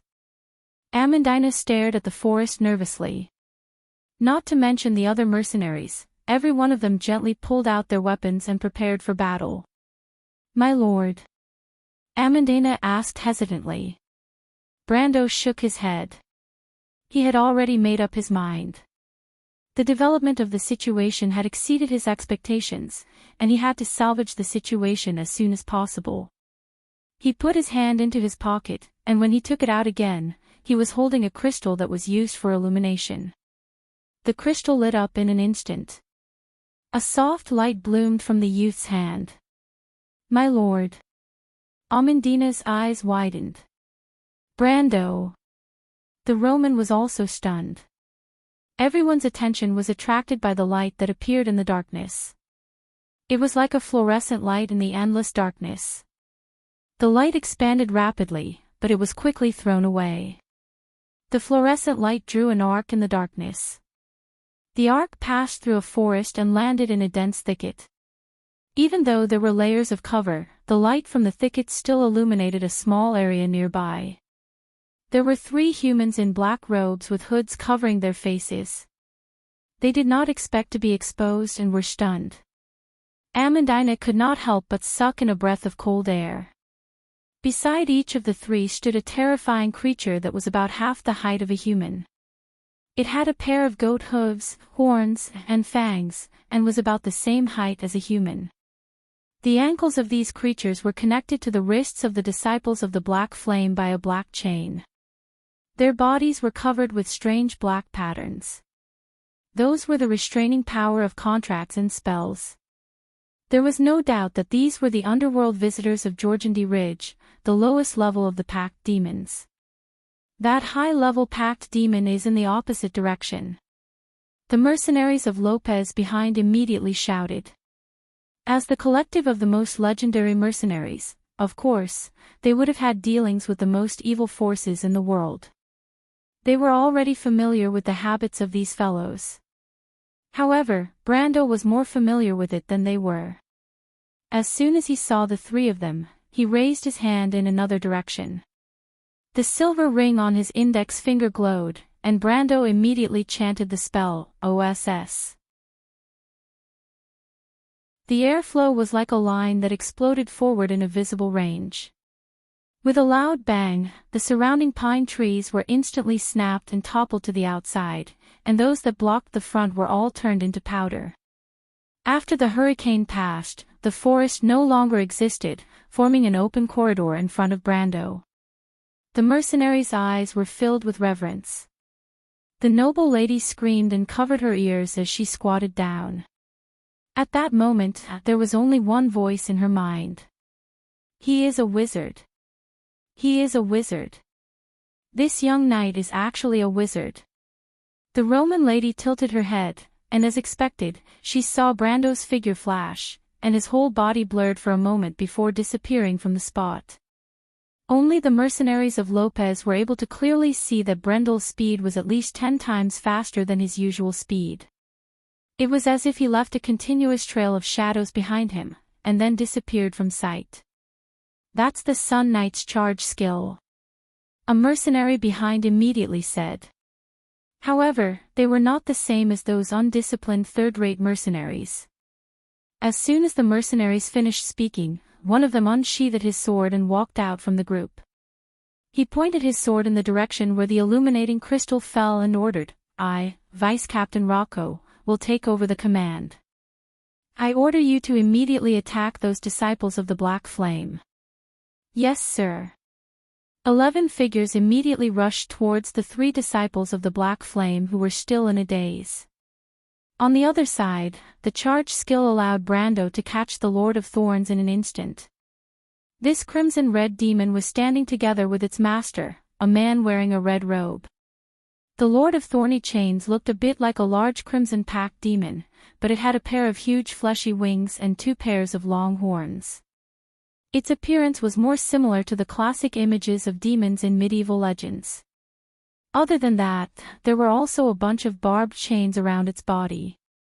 However, this demon seemed to be heavily injured. Not only was it missing an arm, but it was also missing a wing. Brando did not find this strange. Although the Ring of the Wind Empress was only a 10-ounce equipment, its power was definitely enough to kill non-defensive creatures below level 30. Otherwise, it would not be called a small divine weapon. In the game, the only thing that was criticized about it was that its cooldown was too long. As for demon-type creatures, other than the Blade Demon, which was a mid-tier troop, there were no other defense-type creatures. Brando looked at the man again and narrowed his eyes. A high-ranking member of the Disciples of the Black Flame. His figure turned in midair, and a long sword appeared in his hand. Unlike the battle with Bugha, he did not dare to hold back. Although the Disciple of the Black Flames was only level 21, the Lord of the Spiked Chains was a level 29 demon. White Raven Sword. Brendel swung his sword from top to bottom and activated Power Burst. A wind blade blossomed from his sword. The Disciple of the Black Flames was still checking on the injuries of his contracted demon. He did not expect the enemy to arrive so quickly. The moment he raised his head, the translucent ripple of the sword had already pierced through his chest. Brando was no longer the weak young man he was a month ago. A level 21 character was like a boss to him a month ago, but this disciple could not take a full blow from him. The disciple screamed and flew out with a trail of blood.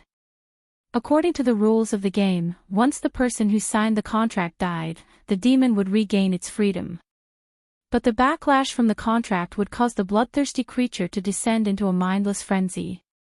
That's what I'm facing right now. When he landed, he lowered his head and saw a chain sweeping across his back. Ouch!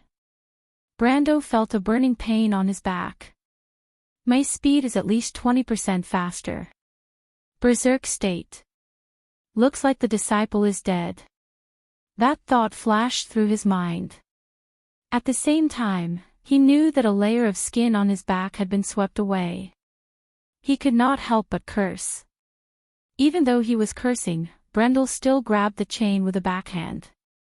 Ignoring the piercing pain in his hand, he flew towards the devil's direction. Even though the Lord of Thorny Chains was a high-level demon, it was a man-made, low-level demon in Jorgendi Ridge. It did not have a complete soul and lacked intelligence. Not to mention, it was already in a frenzy. It did not expect that its action of pulling back the chain would attract a killing god. Brando borrowed the disciple's strength and pushed his sword forward. The sword had already pierced the disciple's eye. His movements were very smooth, as if he had practiced this action hundreds of times. In fact, he had practiced this action hundreds of times, but that was in the game. The Lord of Thorny Chains, who had its eye heavily injured, raised its head and howled. The low growl echoed through the forest. The young man frowned and lightly landed on the disciple's shoulder. He immediately turned his sword around and slit the monster's neck. Blue blood spurted out. The high-level demon's howl suddenly stopped and turned into a gurgling sound. It struggled and finally fell to the ground. Brando let out a sigh of relief. He first retrieved the experience points without checking if there were any drops. The disciples of the Black Flames were famous for being poor, so he did not want to deal with them. He raised his head and saw that his subordinates had successfully defeated the other disciples of the Black Flames. But this did not mean that it was over. He had already noticed that there was a commotion in the forest. Whether it was the direction of the Grey Wolves mercenaries' camp or the opposite direction. Damn it! He cursed under his breath. At the same time, he ordered his summoned creatures in his mind, prepare to retreat. Bring those 2 guys away. He then lowered his head and looked at the huge, red monster on the ground. It was on its last breath, but it was not completely dead. Demons were known for their tenacity in the game. They were known as the three most hated types of monsters along with the undead and plant-type monsters. Thinking about this, Brando suddenly felt that he was unlucky. He suddenly remembered what he had encountered since he came to this world. Skeletons, the golden demonic tree, and these demons. It seemed that he had encountered the big three, not to mention that his main enemy was Madara, which was obviously a group of undead skeletons. Could it be that Mother Marcia was playing a joke on him? He could not help but laugh at himself. But at this time, lines of small, ghostly green text suddenly appeared in Brando's vision. Target creature's contract has been cancelled. Target creature is in an extremely weak state. Condition met. Sign a contract with me. Yes/no. Brando was slightly taken aback when he saw the rows of notifications. He could not help but shudder, and then shook his head resolutely. Absolutely not. When Reedy and his companions were tossed to the ground, the white-haired youth raised his head and glared at everyone present with his usual arrogance. But when he saw that it was Brando and the others, his pupils constricted and he struggled to stand up. But the Nightsong Tiger pressed one hand on his shoulder and the other on his neck. The oppressive force forced him to bend his body, but he still glared at Brando with his silver-gray eyes. He was like a wolf that had not been tamed. He struggled and growled, "So it was you? I knew you were up to no good. Ugh, cough, cough." But Brando did not have time to talk nonsense with him and punched him in the face. The force behind the punch was so strong that Rady could not help but turn his head back and cough out a mouthful of blood. Amandina could not help but gasp. Romaine blinked a few times, thinking that Brendel would lose his temper too. Just like the last time when he was with Freya, but that was in the Golden Tree Canyon. But she was more concerned about Brando's hand. The youth's hand was covered in blood from the battle with the Lord of Spiked Chains. Romaine felt a little pain in her heart, but she wanted to go over and help bandage it, but the youth did not let her touch him. The spikes of the Lord of Spiked Chains were poisonous. Brendel understood that his constitution was high, and he had no problem resisting the poison. But little Romaine was different, and he did not want to accidentally label this merchant lady as sickly. The Lord of Spiked Chains' poison was harmful to vitality. On the other side, the white-haired youth immediately turned his head back with blood at the corner of his mouth. He stared at Brendel with a vicious glare. Brendel also looked at him. The battle just now had attracted the attention of both sides, and now the forest not far away was in a mess. If he did not react quickly, they would probably be stuck there and unable to get out. But even now, they were not necessarily safe. That was why Brando was so angry. Your enemy is not us. If you don't want to die, don't move. He looked at the youth and said coldly. Rady clenched his teeth. He understood that Brando's group was not in the same group as those in the forest. But he was furious. He thought that this bastard was using his power to take revenge. He only explained after punching him. He was obviously teaching him a lesson. But even so, he still thought that Brando was just trying to scare them. Others might not know, but he knew that the Grey Wolves mercenary group was far more than a simple mercenary group. Perhaps others were worried about the possibility of fighting with the Paper Cards mercenary group, but he was not worried at all. He just did not think that those bastards would dare to strike first. Rady spat in his heart, thinking that this country bumpkin was making a fuss over nothing.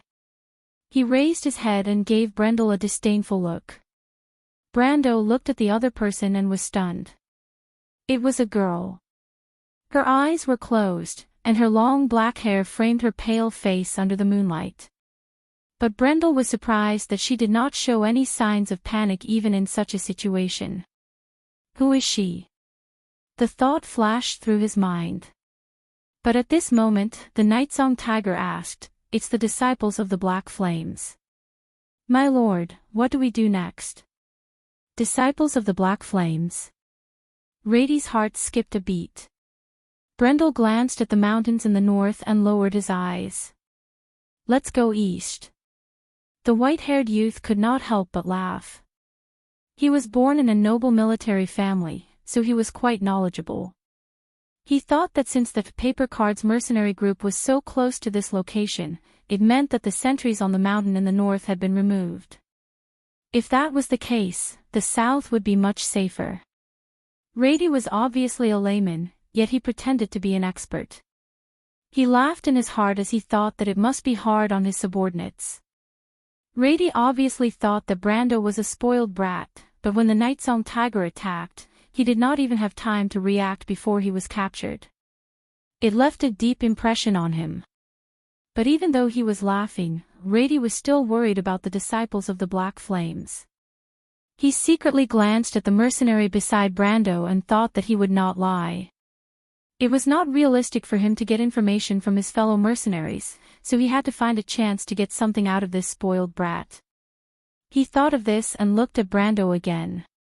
But unlike Rady, the Nightsong Tiger was interested in Brando's words. My lord, have you dealt with the disciples of the Black Flames before? Something like that. Brando casually replied, I've dealt with the high-ranking priests of the disciples of the Black Flames in the northern mountains. He added in his heart, in the game, oh. The Nightsong Tiger's eyes lit up, high-ranking priests. Ha. Cough cough. Ha, why don't you say that you've met the 12 patriarchs of the tree herders? Rady couldn't help but laugh. The priests of the disciples of the Black Flames are at least at the silver rank. If I'm not mistaken, even Erwin's Imperial Guards would not dare to easily defeat their high-ranking priests. May I ask which army did you meet them in? After he finished, he looked at Brando with contempt. Even if you want to brag, you should come up with a draft. Also, if you want to go to the south, let me go. I don't want to die with you. This guy was really stubborn. After listening to Rady's ridicule, Brando couldn't help but laugh. Not only did I meet one of the 12 patriarchs, I even killed one of them. You won't believe me even if I tell you. What's so special about the 12 patriarchs? When he was at his peak, he was at the level of an Oracle Knight. In other words, in the Tree Herders and the Unifying Guild, there were only 1 or 2 people who could match him. No matter what game it was, the players would only get stronger. However, Brando wasn't in the mood to explain this to Rady. He smiled at him and asked with a dangerous tone, It seems like you still don't know where you stand. Rady choked and realized that he had no right to speak. It didn't matter if the person in front of him was just a fox pretending to be a tiger. He snorted coldly and didn't reply. However, Brando didn't mind him being a mute. He turned around and asked, Who are you? This time, he looked at the girl. Rady glanced over and turned his head to the side. My name is Yura, Mr. Knight, the girl said. You know I'm not a merchant. Brando was stunned. I know more. I know that our mercenary group is in danger right now. Sir, you can help us, right? The girl nodded in acknowledgement and continued to ask. Yura. This time, it was the white-haired youth's turn to be shocked. Who's that? Yura asked. Brando was really curious this time. He couldn't help but look at the man again. How did you know? P.S. Although it's only 1 chapter, it's a lot. 5,300 words. If you want to know what will happen next, please log on to www.cheatyin.com and read more chapters. Support the author, support the original reading. Translator, Endless Fantasy Translation Editor, Endless Fantasy Translation.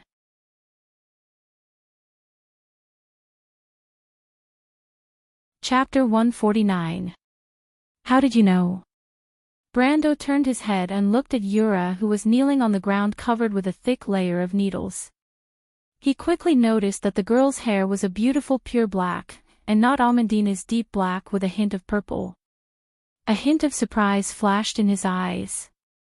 Amandina's purplish hair and eyes probably came from the bloodline that was closest to the Myrnas, the Tyrithians, or the half-demons. Even though the Myrnas were long gone, the bloodline that was born between the two races had been passed down. After generations of enmity, the bloodline had gradually melted into the vast majority of the human race. The hatred of the past had gradually faded away.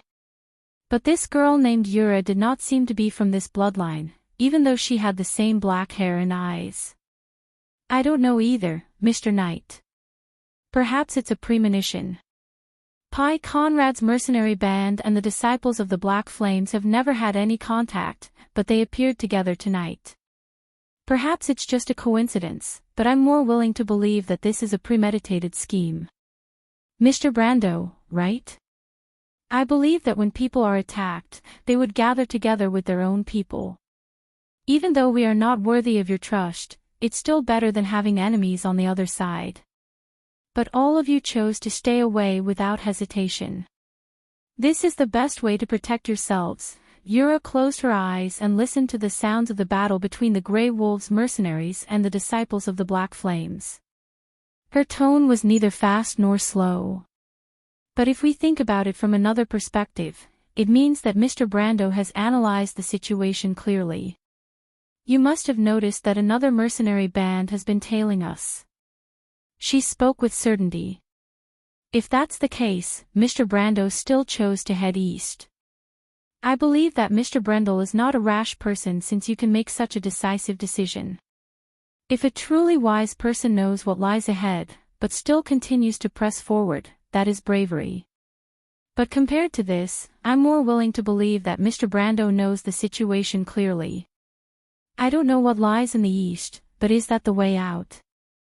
Mr. Brando. As for why I said that Mr. Brando is a knight. She smiled slightly. Because I just happened to hear how the young lady addressed you. Because I was born blind, Lady Martha gave me a better sense of hearing. It's not something to brag about. Yura smiled modestly. Amandina let out a soft, "Aw," and looked at Yura warily. Yura raised her head. Even though she could not see Brando's face, she still asked seriously, "Mr. Brendel's help me." "Mr. Brendel, you must be able to help our mercenary group, right?" Brando took a deep breath. If Amandina could be considered a qualified aide, then this girl in front of him was simply a monster. Her intuition told Brendels of the Grey Wolves as Brendel. He looked at Yura's pure black hair, dark brown eyes, and light yellow skin.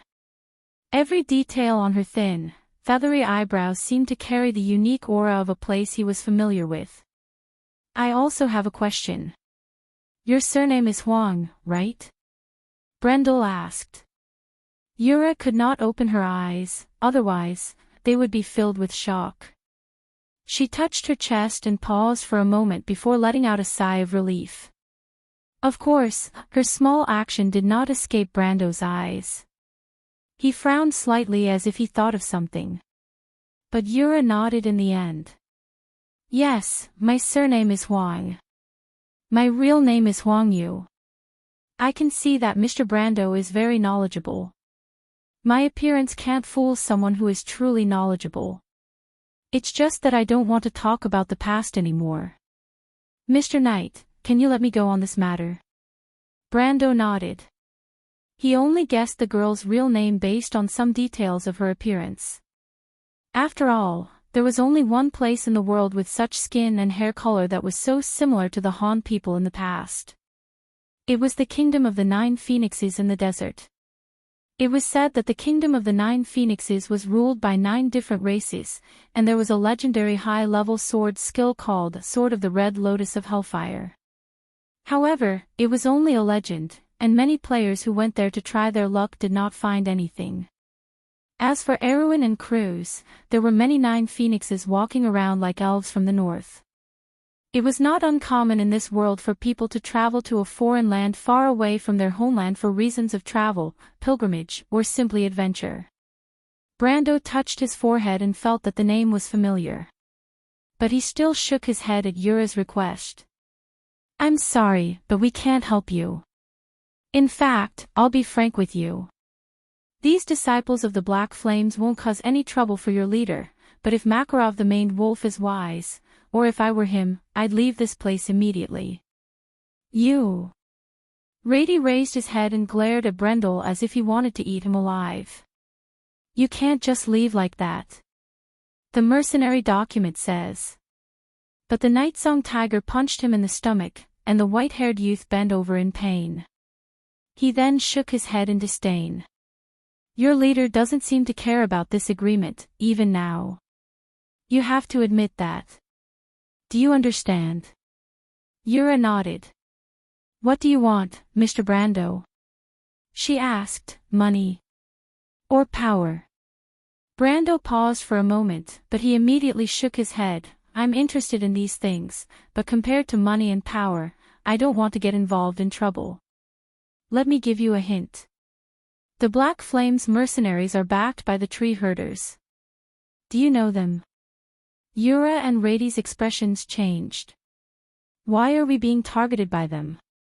Rady asked in disbelief. Yura's expression changed again and she lowered her head.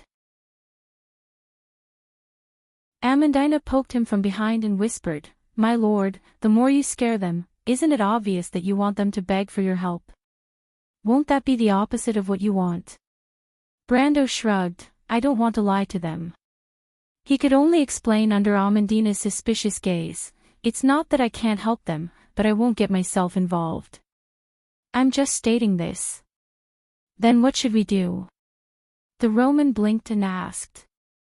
They have to rely on themselves. Is that even possible? Amandina clearly did not believe him. Of course. Mr. Brando, what should we do? Yura heard their conversation and understood that Brando was reminding them on purpose. She hesitated for a moment as if she was considering whether she could trust him.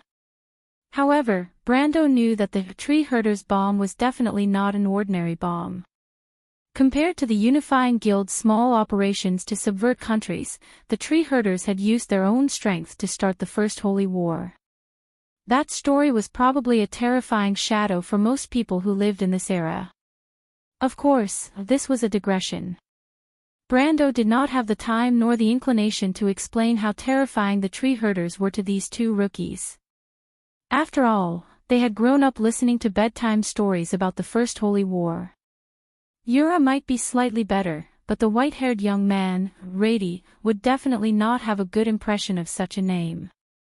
He turned around and saw that the young man seemed to have fallen into a daze. He did not know what to do. Didn't I say? Brando replied, Go and tell your leader to retreat immediately and leave this place. From the current situation, the tree herders have their eyes on you. However, they have a habit of being vigilant. Once they realize that you might have discovered their intentions, they will probably retreat and rearrange their plans. This way, you'll have one valuable time. As for what to do after that, I think your leader will know what to do. Rather than saying that Brando's analysis was clear and logical, it was more accurate to say that he was reading from a book. Although the strategy guide in his memory had omitted some details, the general direction was very clear. The tree herders had their eyes on the Grey Wolves mercenaries. As for why, Brando naturally did not know. However, not knowing did not mean that he did not have a solution. He had dealt with the tree herders for as long as he had dealt with the skeletons in Madara. He had plenty of ways to deal with them. Yura and Rady looked at each other. How do we know if you're telling the truth? Rady frowned and muttered softly. I'm not forcing you to believe me. Aren't you being too irresponsible? The white-haired youth snorted. We don't have any obligation to be responsible. Do you understand the current situation? Master is helping you out of kindness. Of course, you can choose not to accept it if you have the guts. Amandina had long found this person annoying. At this time, she could no longer hold it in and spoke sarcastically. After she finished speaking, she suddenly paused. She could not help but look apologetically at Yura, who was kneeling on the ground. "I'm sorry, I meant, don't mind." Yura shook her head. She had been lowering her head the whole time and no one knew what she was thinking. She only opened her mouth and asked, "So Mr. Brando still wants to do things his way and leave this place, right?" Brando nodded. "Even if we ask you to stay, you can't." Brando nodded again. He had his own reasons. He had already gotten himself into trouble with the Unifying Guild. If he had to bear the burden of the tree herders, he would not be able to rest in peace even if he died. But on the other hand, he knew that Byuga and Makarov would not die in this quest. Even though he knew that he did not have the strength to subdue them, he still had to express his goodwill. Even if he chose to leave under these circumstances, he would not be letting down the Grey Wolves mercenaries. The agreement between the two parties was as fragile as it looked, but if he left, it would be troublesome if he wanted to pick it up again. No matter if it was for the two powerful people or the future Courage quest line, he did not have to establish a good relationship with them. But as a veteran player, Brendel had already weighed the pros and cons in his heart if it was worth risking his life for this little benefit. "Mr. Brando, are you willing to let us go?" Yura asked again. "I didn't intend to capture you. I was actually saving you. Miss Yura, you should understand this." Brando replied. Yura nodded. "But aren't you afraid that we will expose you if you let us go?" Brando smiled and replied confidently, "You won't be able to catch up to us." He wasn't joking. The guide had at least 4 shortcuts and trails in the area, although the map was a little rough. But it was not a problem for a veteran player like him. Rady glanced at him and did not reply. However, it was obvious from his expression that this unruly white-haired youth didn't believe his words at all. In his heart, he believed that he was just bragging. Even though he was shocked by Brando's words, he remembered that this guy had made a fool of himself. What did he mean by "go east"? He was clearly a layman. This thought seemed to make him feel more at ease. He then thought that he had to persuade Yura to not be fooled by this guy. P.S. What a strong person. I actually managed to rush out a chapter before 12 o'clock. I'll try my best to write more chapters later. Please support me.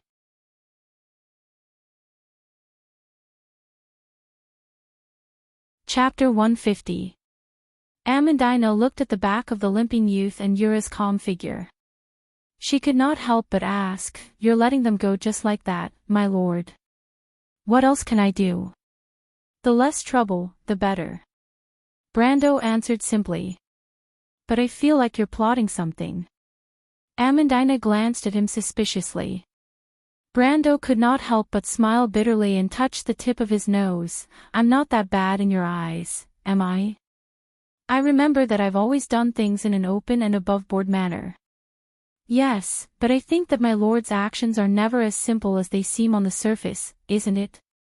You arranged for Miss Freya to go to the Royal Cavalry Academy in Brags.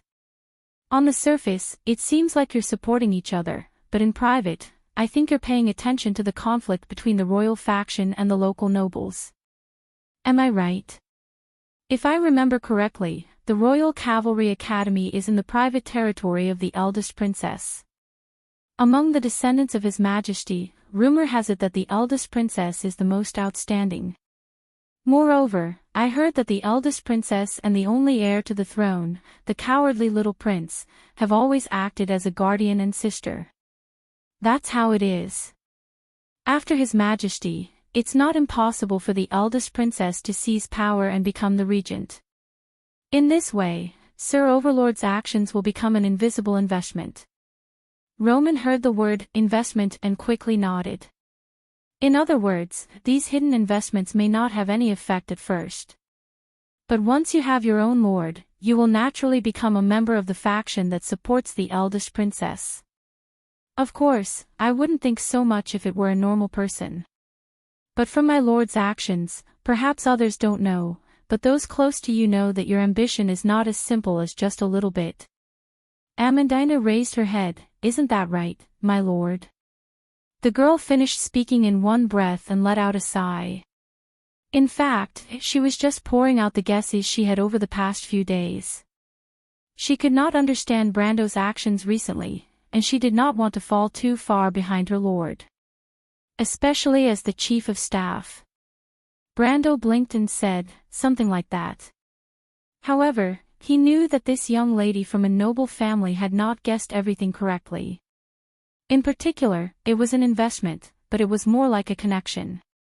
In fact, he did not need the title of righteous. He just needed to bury his head in farming. After all, the players were different from the lords in this world. Moreover, he still had the territory under his control. As long as he waited for the civil strife to reach its fiercest stage, he could take the opportunity to expand. When Madara began to invade Erewhon, and when Her Royal Highness could no longer control the situation, he could wait until then to step out and seize the greatest benefits. But he did not do so. His feelings for the game made him send the future Valkyrie to the princess side. He believed that the two most outstanding women in Erewhon's history would not disappoint him. That way, even if his prediction was wrong, at least he wouldn't have any regrets. However, he did not expect Amandina to understand his intentions in such a way. He could not help but smile, but he did not say anything. To be able to guess to this extent already showed the young lady's intelligence. He looked back at the Roman, and the young lady looked back at him as if it was fun. However, she did not look surprised at all. She did not even need to understand why Brando did this. She would only do her best to help him. This was the biggest difference between the Roman and Amandina. Brando thought that sometimes, being too clear-headed might not necessarily lead to happiness. Thus, he looked at the Roman, and saw the latter's expression that was always natural. It was also a kind of pleasure. Then next, Amandina replied, participate in the auction to raise funds, and sponsor the Roman to participate in the celebration after the war. On the surface, the transfer of funds under the surface is actually a deep infiltration of a region. This is also the first time I found out that gold is a good thing. With its omnipresent power, the Romans' tentacles are like moisturizing things silently, and the originally intricate lower-class citizens controlled by the nobles and thieves' guilds, we don't even need to deliberately manage and maintain it, and we can hear voices from all sides. During Bragg's operation, I originally wanted to communicate with the Thieves' Guild to obtain this information, but I didn't think that I had already fallen into a disadvantage in your eyes. She raised her head and asked. This is also one of the original intentions of establishing a merchant guild, Brando nodded honestly, but it is not the power of money, but the power of interests. People will unconsciously categorize themselves into a certain system. Even if it is only for selfish purposes, but often the things they do will benefit others, just like the circulation of goods. This is a wonderful phenomenon. Gathering information is actually not that difficult. My aunt said that rumors are always everywhere. The Romans seemed to be very interested in this topic and answered. That is because we do not have high requirements for the quality of information. The most difficult part of processing information is not the collection, but the screening of useful information. This requires a large number of professionals. Brando smiled. That's a different story. But that is why I suspect that my lord has other motives. Isn't it a very normal guess? My lord, you never do things that do not benefit you. Amandina's eyelashes fluttered slightly as she stared at him. These two things don't mean anything, it is just a coincidence. Brando did not want to be entangled with this intelligent girl on this topic. After all, he had too many secrets, and a lie often required more lies to cover it up. The more you speak, the more likely you will be exposed. Then the matter of the Red Copper Dragon mercenary group retreating behind the scenes, on the surface, it was to keep a low profile. But it was later proven that it was to arrange for Freya to enter the Royal Cavalry Academy. My lord, you seem to have always known about the few places for the Royal Cavalry Academy. The girl blinked, and her suspicions deepened. No, it is not just that. My lord, you seem to be able to see further than normal people. While we are still struggling with the benefits in front of us, you seem to have already seen the final result. I don't know if this is a talent, but it really puts a lot of pressure on me. She sighed and could not help but complain. All right, Brando hurriedly waved his hand. I understand. Let's just take it that way. You are right, this is a talent. But after all, a person's considerations are not always comprehensive. He raised his head and looked. Battles under the night sky were always inseparable from fire. The fire had already started to burn from the direction of the camp, and the sky in the north was faintly glowing, gradually changing into a layer of magnificent light red. As the battle gradually reached its climax, the direction they were in also became unsafe. After all, it was only a temporary shelter. It seems like I have said too much off topic. Let's hurry and leave this place before we are affected by the battle. Brando looked around and changed the topic. After he finished speaking, he did not give the girl a chance to ask further and had already grabbed his longsword that was chipped in the previous battle and fled. To be honest, Amandina's sharpness was far beyond his imagination. He was really worried that if she continued to ask, she would even copy out his identity card number. Only the heavens knew why he had such foresight in this world. Could it be that he was a transmigrator? And not just any transmigrator? Obviously, Brando would not make such a low-level mistake. Of course, his crude method of changing the topic did not escape Amandina's eyes, but she seemed to have realized that she had said too much. If it were not for the fact that she had more and more questions in the past few days, she would not have felt so uncomfortable. But she also understood that there was a limit to everything, and it was natural for a superior to hide certain things from his followers. Moreover, Brando's foresight had always been the source of her confidence in this small group. Thinking of this, she obediently followed him. But when it came to this, she could not help but turn back and ask in a low voice, Mr. Nightsong Tiger, is it all right if we leave from the east? She remembered that when Brando was speaking, the white-haired youth called Rady was obviously hiding something from them. Although almost everyone's attention was on Brando at that time, the cautious young lady did not miss this detail. The Nightsong Tiger looked at her with a smile full of admiration. Of course. He replied as if it was not enough. He patted his left arm like a real Lopez Mountain man and assured her, Miss Amandina, I have never seen a young man who is as familiar with these damned bastards as my lord. I'm not being modest, we have always dealt with them. The disciples of the Black Flames have always liked to create a diversion, but it is not easy to see through their arrangements.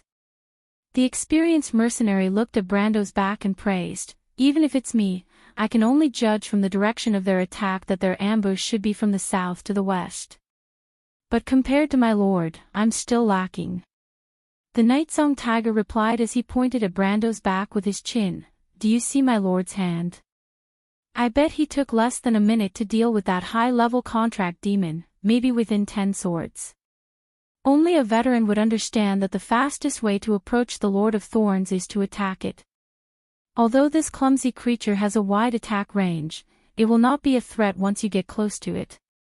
Amandina didn't really understand, but she could clearly see the old mercenary's admiration for Brando. She did not understand at first, but when she saw that the young knight did not seem to care about the wounds on his hands and back, she seemed to understand something. As far as she knew, there were very few descendants of Erewhon's nobles who could endure hardships like their ancestors. Brave and wise, decisive and tenacious. Was there such a lord? She really wanted to see what kind of achievements he would have. Amandina couldn't help but take a deep breath. P.S. I've appeared once again. I'm in a very good state today. Everyone can see that I've worked so hard. To be continued. If you want to know what will happen next, please go to www.chidian.com. Calm to read more chapters. Support the author, support the original reading.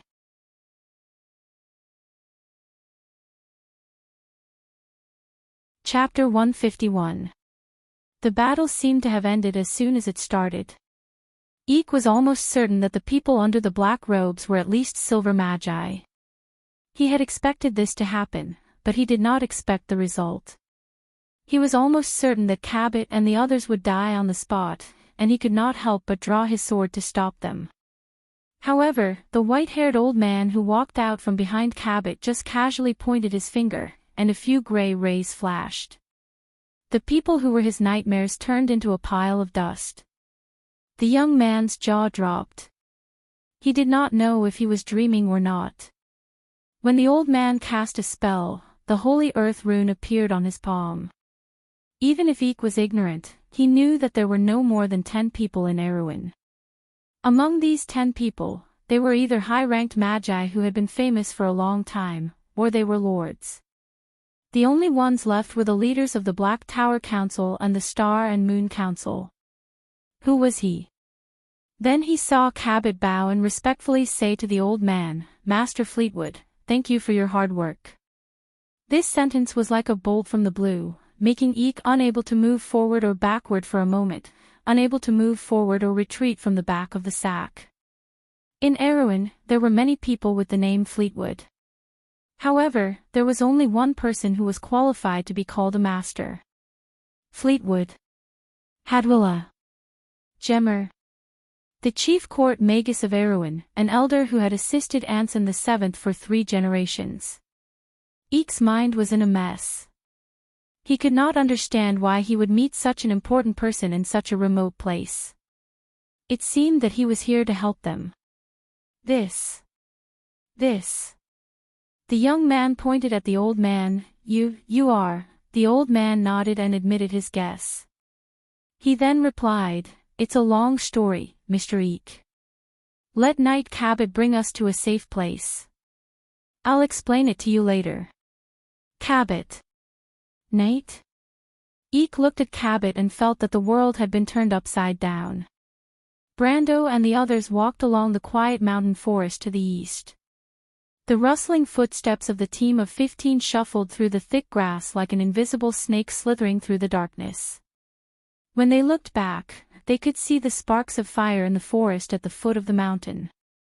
There used to be a brightly lit campsite there, but now, there were only scattered embers of charcoal in the darkness. "Our horses are still in the camp, Brando." This was already the 3rd time she had asked this question. Brando knew that the Roman's heart ached for her little pony, so he couldn't help but shake his head with a smile. "They will retreat, won't they, Brando?" The merchant lady's eyes sparkled with the light from the fire below the mountain. She turned her head and lifted her chin as she asked. She knew what Brando meant. But the Roman was still a soft-hearted girl. Even though she knew that she and her aunt were not welcomed by the villagers, the land where they grew up was still considered their homeland. That was why she was willing to help Freya rebuild Bucci. Only Lady Martha knows about this. Brando answered. Whether or not the Grey Wolves mercenaries would follow in the footsteps of history was not up to him. Instead, it was up to him whether or not he could influence Makarov's opinion. But they know that this is a trap, so they should be more vigilant. The Roman asked, "Brando, didn't you say that Makarov is a smart man?" "He is too smart." Brando knew that before Makarov became a mercenary, this maned wolf was known as the Cunning Fox. He was once the brains of the royal faction's reformist faction. If not for the political failure 11 years ago, he would not have fallen to this state. "So they are plotting against each other?" Amandina asked. "More or less. I really don't understand why they are doing this." Amandina could not help but raise another hypothesis. Could it be that there is a secret in this forest that is tempting enough? Brando smiled. There was a secret, but it was not tempting enough. Moreover, the two sides of the conflict did not care about this point. They were concerned about something else. Amandina saw his smile and immediately asked, "Do you know something, my lord?" Brando nodded. "Do you remember the young man we saw a few days ago?" He said, "His real name should be Eek. Lantanailan." Ophelia. That name sounds familiar. Naturally, then you should have heard of Canon. Lantanailan. Ophelia. The Roman and the other mercenaries were fine, but Amandina could not help but choke and cough violently. After a long time, she looked up with a pale face and asked while gasping, "Duke Anthony?" Eek also has a title, Count Maywak. This is a title with a territory. Brando narrowed his eyes. "It's just that I'm afraid even he doesn't know." "This is..." Amandina could not help but ask, "Is it related to the political struggle 11 years ago?" "Oh right, didn't Duke Anthony's son disappear a long time ago?" She suddenly stopped talking and looked at Brando with a strange expression. "My lord, how do you know so much?" "It's an open secret," Brando said without thinking. "So, it's still an open secret. Erewhon is no longer the Erewhon of the past. Its upper echelons are so old that it's not worth repairing. It's even worse, it's beyond cure." Brando looked at the noble girl and deliberately said these words in front of her. "We are not the only ones who have noticed this. Look, Miss Amandina. In less than 3 months, this country will be torn apart. What you're seeing now is just its final struggle." Although these words were not considered treacherous in this world, the ambition contained in them was still obvious. "Can the Corvado dynasty still be saved?" Amandina asked. She was still thinking of the name that brought glory to Erewhon. Maybe there are more. Brendel thought of the regent princess. "What should we do, my lord?" Amandina interrupted his thoughts and asked in a low voice. "Let's find the sage slate first." Brando looked at the rolling mountains in the distance. The mountains intersected with each other, forming different layers of black silhouettes in the dark night. But the young man's gaze seemed to be able to see through these obstacles, as if he had already seen the goal, and answered concisely and powerfully. The young man led the group to the top of the mountain, and the wind suddenly became stronger. It was as if the air from the southern mountain pass had whistled through the forest and lifted his cloak. Brando sniffed the wind and stared at the dark and quiet valley on the other side of the mountain. A trace of surprise flashed in his eyes, but it quickly turned into understanding. "It's here. It seems that these people are not joking with me when it comes to key issues." When the others heard this exclamation, they all turned to look at him. "Do you see the valley below? Is there a problem?" the Roman asked curiously. Brando stretched out a hand from under his cloak and pointed at the valley. But when they looked in the direction he pointed, all they saw was a layer of black carpet that was spread out along the mountain walls on both sides of the forest. But the young man turned his head, and a layer of light flashed in his eyes. "Have you heard of altars?" "Altars? Altars?" The Roman answered seriously. "When I was young, I saw the altar in the Temple of Flames with my aunt." "Is it like that?" "Of course not." "Then you should have heard of the nest, right?" Everyone was silent. This was natural. There should be a nest in that valley. What? The mercenary captain standing behind him was shocked. Everyone knew that nests were the war potential of a country. But very few people knew that except for man-made nests, wild nests were dangerous forbidden zones. In fact, humans often had to pay a great price to purify a nest. "What level is the nest?" he asked immediately. "Don't be nervous." Brando signaled him to be quiet. He looked at the entire valley and paused for a moment. "That is an altar of order. If I'm not wrong, it is the Temple of Truth." "An altar of order. Have you heard of the Gate of Heaven?" The mercenaries sucked in a breath of cold air. The mercenaries of Lopez came from the Kingdom of Knights, Gareth, and naturally understood what this term meant. The night-song tiger looked at the confused faces of Amandina and the Roman, and explained in a low voice, "The Angel of Thrones." Amandina gasped and looked at Brando in disbelief. The Kingdom of Knights was less than a fifth of Erewhon's land, but its strength was the strongest among the kingdoms of the Holy Church. This was because it had two of the strongest legions in Wonde. The fanatical Heart Knight Legion and the Radiant Royal Legion. In the last Holy War, Erewhon, as a subordinate of the Holy Cathedral of Fire, had suffered many losses at the hands of these two legions. The night-song tiger looked at him in disbelief and stuttered, "My lord, are you saying that there is a gate of heaven in this valley?" Brando immediately shook his head. What a joke! There was no way he would be able to discover a gate of heaven in this valley. The gate of heaven was also known as the Angel's Staircase, and the creatures that were born from it were known as the strongest creatures of the Holy Church, the Angel of Thrones. Moreover, as long as there was a gate to heaven, there would be abnormal signs in the sky within 100 miles. With such obvious signs, unless the local Holy Cathedral of Fire was extremely retarded, there was no way he would be able to get a share of the pie. "No, there is an altar of order below that is similar to the gate of heaven," Brando replied. Similar. The mercenary leader was stunned. Although he was the embodiment of the most legendary mercenary in history, he was not a knowledgeable scholar. The nests of all the creatures in this world were in the hands of those in power or local aristocrats. Most people had only heard rumors about them, but most people had neither the qualifications nor the opportunity to understand them.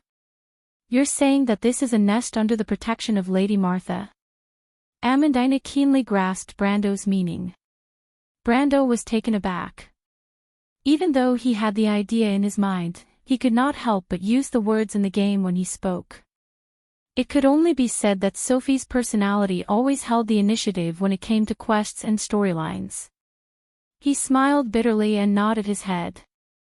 "If that's the case, then it's also a great discovery," the night-song tiger immediately said. Because wild nests were too difficult to purify, transforming a nest that was contaminated with magic was not something that could be done in a day. The entire process could take up to 10 or 20 years. However, nests under the protection of Martha were different. They were gifts from God to the world, and the creatures of order that were born from them were natural allies of intelligent beings. Often, the owner of the nest only needed to pay for the daily expenses and a small reward, and the owner of the nest could obtain a powerful army from the altar of order. Therefore, in any kingdom, as long as they reported any altar of order to the Holy Cathedral of Fire, they would be able to obtain a rich territory that was close to 3 or 4 knight dominions. And it was a hereditary territory. Amandina, who was always calm, became excited when she thought of this. She looked at Brando. But Brando waved his hand. "You're thinking too much. That's just an abandoned altar." "Abandoned?" Amandina was stunned, but she quickly asked, "How do you know, my lord?" Brando did not answer. He already knew that there was an altar of order in this direction, but he did not know the specific location. With his experience, if he could not confirm this point at this distance, then he would have lived in vain. He had once joined the Kingdom of Knights, Grace, as a player. Even before he came to this world, he was still a player. Therefore, he was all too familiar with the sacred and tranquil aura that permeated a certain range around the altar of order. What's more, a light screen had popped up in his vision earlier, indicating that he had entered the range of the sanctuary. As for why he knew that it was abandoned, wasn't it written in the guide?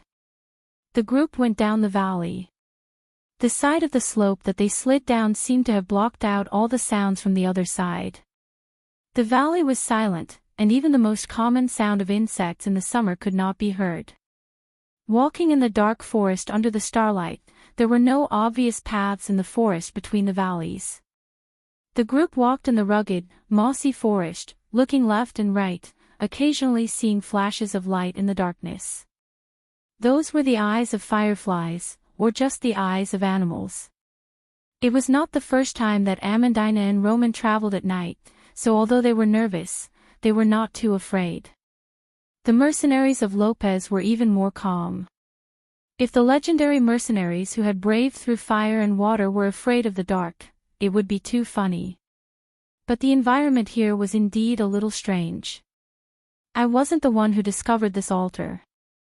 With the help of the dim starlight, Brendel saw some man-made rock fragments gradually appearing on the ground of the moss-covered forest where the roots intertwined with each other. To be continued. If you want to know what will happen next, please go to www.chidien.com. There are more chapters.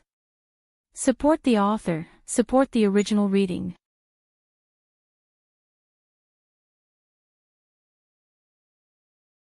Chapter 152.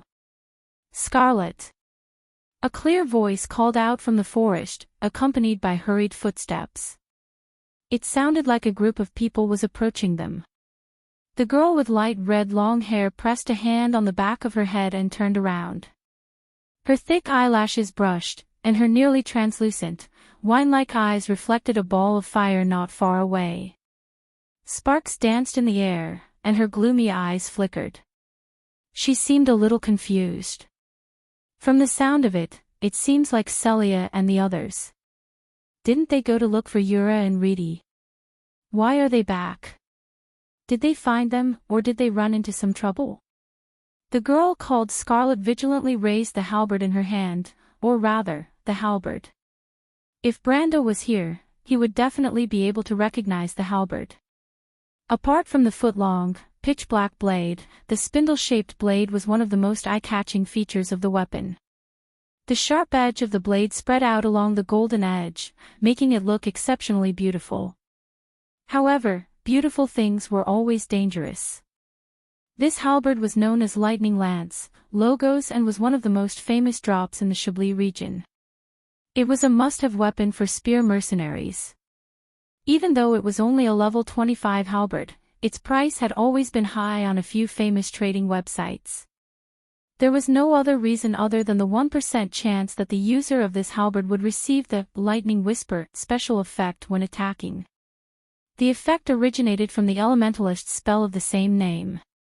It would grant the user 10% lightning damage, which was equivalent to increasing the user's elemental damage by 10%. That was why the spear mercenaries had a tactic. They would first use the lightning lance to activate its effect, then use it with the mercenaries' instant battle preparation skill to instantly switch to their main weapon, Asterisk. They would then use the wind elemental sensing potion, attribute strengthening crystal and other consumable items to deal damage. Asterisk, the difference between a mercenary and a warrior was that a warrior focused on technique while a mercenary focused on battle. The latter viewed their weapons as tools. This was the so-called elemental damage type. However, it was rumored that the Lightning Lance, Logos, was owned by a spirit knight in the northern forest of Chablis. How did it end up in the girl's hands was an unsolved mystery. If Brando saw it now, he would probably be surprised as well. The first Lightning Lance, Logos, appeared in the year of the Swift, 377. Before the year of the Summer Leaves and Flowers, 375, the forest to the north of Chablis was still occupied by lizard men bandits, wasn't it? Scarlet raised her head and saw a few people rushing out of the forest. She frowned. To the girl, the Grey Wolves mercenaries had a different meaning. She was an orphan who was adopted by Cabot, and this mercenary group was more like a huge family to her. Every time she fought, it was not for money, but to protect her family. However, other than fighting, she felt that she didn't know what else to do. There was only battle. However, for the past 11 years, the Grey Wolves mercenaries had been winning again and again. Everyone's confidence grew day by day, and gradually, it became a sense of honor. But this pride was met with a painful blow tonight. Scarlet did not understand where these enemies came from, but there was no doubt that they were extremely difficult to deal with, and their fighting spirit was terrifyingly tenacious. She had a bad premonition in her heart. Nervousness and exhaustion made her young heart pound in her chest. What's wrong? Scarlet, Yura has been found. The young girl let out a low sigh, and her eyes flashed. She put down her halberd and swung her long hair. Then, she pressed her hand against her hair and asked, "So? What did the leader say? Should we continue forward or retreat?" The crowd snickered. Everyone in the mercenary group knew that the red-haired girl had a good impression of Eek, but the few people involved were kept in the dark. It was a pity that this secret admiration could only be buried in the bottom of their hearts. Since Yura was Eek's fiancé, her relationship with that woman was not necessarily good. But Yura is Xingjian, and she's smart. I think the leader would like her more. Scarlet pretended not to care and snorted lightly. Then, she raised her head and glared at them. "Be careful, your mouths might rot," she said fiercely. But the laughter grew louder. Someone said amidst the kind laughter, "Scarlet, the leader has decided to advance to the northeast. You, Reedy, and Roller, the three captains, will each lead a group to pave the way. We'll go with you, okay?" Scarlet suddenly grinned. "Why do you want to go with me? You have ulterior motives, don't you?" "Why would we?" The few who were seen through quickly waved their hands. She raised her head and glared at one of the youths, who quickly lowered his head. "Idiot!" Scarlet snorted inwardly. "Up to you." She turned around and answered. The youths looked at the girl's back blankly for a moment. They did not understand the girl's worries. The strength of paper cards far exceeded their expectations, but why didn't Captain Makarov give the order to retreat? Why did he insist on carrying out the original plan? Was it because he had a card up his sleeve, or was it because of some other reason? Scarlet pressed her hand against her chest, feeling her heart beating rapidly. But since the leader had given the order, she had no grounds to disobey. She could only rely on the halberd in her hand. She tightened her grip on the halberd. It was a gift Eek bought from a merchant for her 15th birthday. She had long since made up her mind to fight with this halberd until the very end, even if it meant losing her life. Sometimes, she even felt that this was the meaning of her life. But after walking for a while, she thought of something else. She tilted her head and asked, "I remember that the merchant was camping here. Why don't I see him?" "Maybe they got separated," the youths hesitantly answered as they followed her. After all, they were not the demeaned Wolf Makarov's trusted subordinates. In fact, not everyone in the Grey Wolves mercenary group knew of his identity. Most of them thought that they were only in a temporary alliance on the surface. Scarlet frowned. "Then let's search in this direction."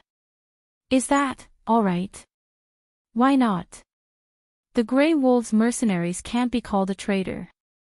Scarlet replied. The youths behind her laughed again. She was obviously soft-hearted, but she had to find a dignified excuse. They were willing to follow her mostly because they wanted to see her make a fool out of herself. Of course, it was mostly out of goodwill. But just as Scarlet finished her words, another strange laughter came from the forest. The laughter sounded like the squeaking of the scarecrows that the mercenaries had seen in the manor of the nobles in the flatlands east of Ranner. It was hollow, dull, and filled with a sense of terror. Scarlet's expression changed as she looked up. She immediately saw the person wearing a black robe with red edges standing on top of a tree. On the other side of this person, there was a huge green beast entrenched on top of a black pine tree. The monster had the head of a goat, and a pair of fleshy wings drooped down, revealing spiked black metal chains wrapped around its wings. When did it come? Scarlet was shocked and frowned. Even though she did not know what it was, she knew that it was a tough opponent. "Little girl." The disciple wearing the black robe laughed and said with a sharp voice, "You said someone got separated from here. It has nothing to do with you." Scarlet raised her axe and gritted her teeth. In this ambush, the Grey Wolves mercenaries lost a team of sentries, and one of them was her sister who had a good relationship with her. Even though mercenaries were used to life and death, it did not mean that she could live peacefully with the enemy who caused it. Life and death were the mercenaries' choices. But an enemy was an enemy, and she could not live under the same sky. It doesn't matter. It seems that one of my comrades died in the hands of those people. I'll vent my anger on you first. The disciple laughed strangely and said, "Abichils." With a clang, a pitch-black iron chain swept through the air towards the young girl. Scarlet grunted and sent the chain flying with her spear. However, the strength of the response from her arm made her secretly surprised. It was only one blow, but it had already made her entire right arm faintly numb. However, her performance was also out of the expectations of the disciple. Silver rank. Makarov's subordinates are indeed filled with hidden dragons and crouching tigers. I didn't expect a little girl like you to have such strength. There are many things that you can't imagine. Logos, lightning arrow. Scarlet clenched her teeth and thrust her spear at the disciple. A bolt of lightning flashed and drew a long arc along the edge of the spear. With a crackling sound, the arc of lightning crossed the distance of dozens of meters and leaped towards the disciple of the black flames. However, before the electric arc could reach the black-robed man, it was blocked by an invisible shield. Electric sparks flew in all directions, and the bark of the pine tree beside the disciple was immediately scorched black. However, the disciple himself did not move at all. Even the corner of his robe was not blown by the wind. A Grade 2 magic weapon. How rare. The disciple clicked his tongue after a while. Scarlet's heart had turned cold. She took a deep breath and felt that her limbs were cold. But after a moment of fear, she felt anger rising from the bottom of her heart. She turned around and saw her companions pulling out their weapons and preparing to join the battle.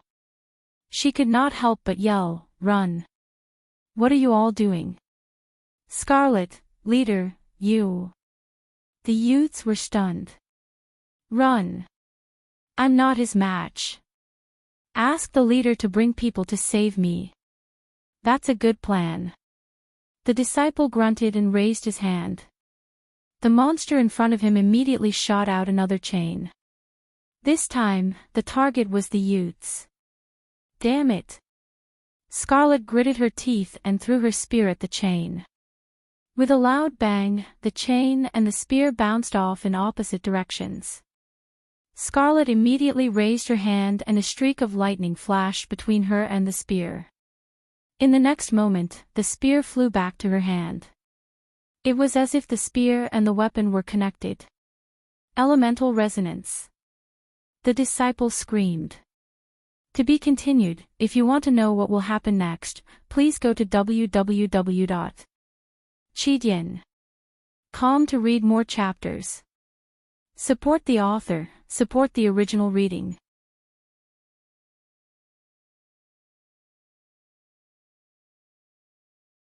Chapter 153. That's what he said. Even though the Grey Wolves mercenaries were ambushed by the disciples of the Black Flames and the enemy mercenaries, they had no choice but to abandon their camp and retreat to the south. However, Maned Wolf Makarov didn't panic in the face of danger. He calmly commanded the retreat and even gathered his men along the way to form a new fighting force. With that alone, he could be considered a famous general in this era. In the forest. As usual, he was with Buga, wearing a fiery red military uniform. It was the uniform of the royal guard during the time of the previous king. Since Makarov was the captain of the royal guard, this uniform had been his symbol ever since. But after he left the army due to persecution, the uniform no longer had any epaulets, belts, or emblems. He pressed down on his own sword, the Type 35 cavalry sword, which was used by commanders. This type of sword was the most popular weapon for level 30 to 40 swordsmen in the game. Of course, it wasn't because it was very strong, but it was because it had a high price-to-performance ratio. This kind of sword could be said to have the best attributes among the magic longswords that were around level 30 and below brass. There were a lot of them circulating in the market, which was why it was so popular. However, Makarov didn't seem to be worried about the enemy's attack. Instead, he raised his eyebrows and his expression was calm. Only when he heard Yura's words did he raise his eyebrows and ask. Seeing Yura nod, Makarov turned to Byuga and asked, Xiang Dong, it seems like that young man Brando has a card up his sleeve. Should we follow them? Wait, Rady hurriedly interrupted him. Even though this white-haired young man was a mercenary, he had more freedom than the others. Normal people wouldn't dare to interrupt like this. Leader, our opponent is the tree herders. Shouldn't we retreat first and think of a better plan? I think they must have come prepared since they are making such a big fuss. If we continue to fight them here, wouldn't we be playing into their hands? His words were hurried and rushed, but Makarov and Byuga were used to this young man's personality and didn't think much of it. However, Rady immediately thought of something and asked, Oh right, Eek is still in town. Will he be safe? Makarov looked at the young man and nodded. You are right, Rady. But no one can guarantee that the Grey Wolves mercenaries will be safe once they retreat to Chablis. He saw Yura lowering her head and knew that she was worried about her lover. He sighed and said, In fact, the vice leader and I already knew that Conrad wasn't as simple as he seemed. But since we dared to lure him here, we should be prepared. Eek. I don't know what he discovered, but it's good for him to stay. Cabot is there to protect him. Don't worry. Byuga remained silent as he listened by the side, but the tall swordsman was startled for a moment. Suddenly, he raised his head towards the direction of the forest. Immediately, a blinding flash of light appeared, followed by a deafening roar from behind the forest. Everyone's expression changed. Just as Rady was about to say something, one of the mercenaries exclaimed, The seventh chord. Scarlet is in trouble. Byuga unsheathed the great sword on his back, but he immediately let go of it and stared at the direction with a solemn expression. The battle is over. Scarlet, she. Yura's face paled. I'll go save her. Rady seemed to have only just realized what was going on. He immediately drew his sword and tried to rush in that direction. But Makarov grabbed him by the shoulder and stopped him from moving. Stop. Leader. Makarov didn't say a word and frowned for the first time. He looked towards the direction of the forest with a serious expression. Not long after, shadows appeared in the forest. Screams of pain could be heard from afar. It sounded like the cries of humans or beasts. The mercenaries who were at the edge of the forest quickly retreated. This was because a large number of disciples of the Black Flame sect had suddenly appeared in the forest in the southwest. As they moved forward, the heavy chains on their feet and hands rubbed against the ground and swept through the bushes, creating a clanking sound. At this moment, the quiet forest was particularly eerie. The north is just a feint. The enemy is lying in ambush in the south. At this moment, this clear thought flashed through everyone's mind. Unfortunately, it was a little too late to react. Scarlet and Raoul had obviously been defeated, but the mercenaries didn't have the time to grieve for the loss of their comrades. They were in the same danger. These were all experienced warriors, and they could tell at a glance that the enemy outnumbered them by at least 3-1. Rady gulped. Even though he wasn't afraid of death, he still felt suffocated in the face of such a situation. Even though Yura couldn't see, she knew how dangerous the situation was. Conrad. Byuga spoke in a low but powerful voice. Oh. A frivolous voice immediately responded from the forest. It sounded like a young man. Mr. Byuga, you know me. But should I call you Byuga the Cross? Or should I call you Duke Anthony or Grand Duke Lone's personal guard? The members of the Grey Wolves mercenaries couldn't help but be startled. They turned around and looked at their vice leader in astonishment. Although they didn't believe him, it was hard for them to suppress their curiosity. Byuga and Makarov were unfazed. Makarov raised his hand to stop Byuga and said, "I didn't expect the Paper Cards mercenaries to be working together with the infamous tree herders. It won't be good if word gets out." The forest immediately fell silent. There were many who knew about the disciples of the Black Flames, but not many knew about their relationship with the tree herders. The young man called Conrad didn't expect Makarov to know so much. He paused for a moment and mocked, as expected of the cunning fox of the past. "You know quite a lot." "As expected." Makarov furrowed his brows. He was trying to confirm Brendel's words. However, he wasn't worried that it would affect their morale. Mercenaries were different from regular soldiers. They were a group of fugitives and didn't care about life and death as much as normal people. That was why in Woned, even though the strength, equipment, and discipline of the mercenaries couldn't compare to regular soldiers, they were still a powerful force. "All right, Mr. Makarov." Conrad smiled and said, "Actually, I'm here to confirm with you whether the only son of Grand Duke Lone is with you now." The Grey Wolves mercenaries were stunned again. They couldn't help but look at their leader. Why was there another duke? That was an unreachable figure in their eyes. Makarov laughed. "What a joke. I don't even know what you're talking about. And even if I do you think I have the obligation to answer your questions as enemies?" He couldn't help but mock. But the young man in the forest shook his head. "You can't say that. Do you have the heart to see so many of your old subordinates who have followed you for more than 10 years die here?" But he immediately nodded. "That's right. They are nothing compared to your original identity. For your mission, it's only right to abandon these cannon fodders." Byuga snorted. "All right, Conrad. We are all mercenaries. Do you think your words will affect us mercenaries?" Makarov shook his head. "Why don't you give it a try and see if you have any skills? For our profession, the worst-case scenario is death. It's nothing." Maned Wolf's words caused the mercenaries to chuckle.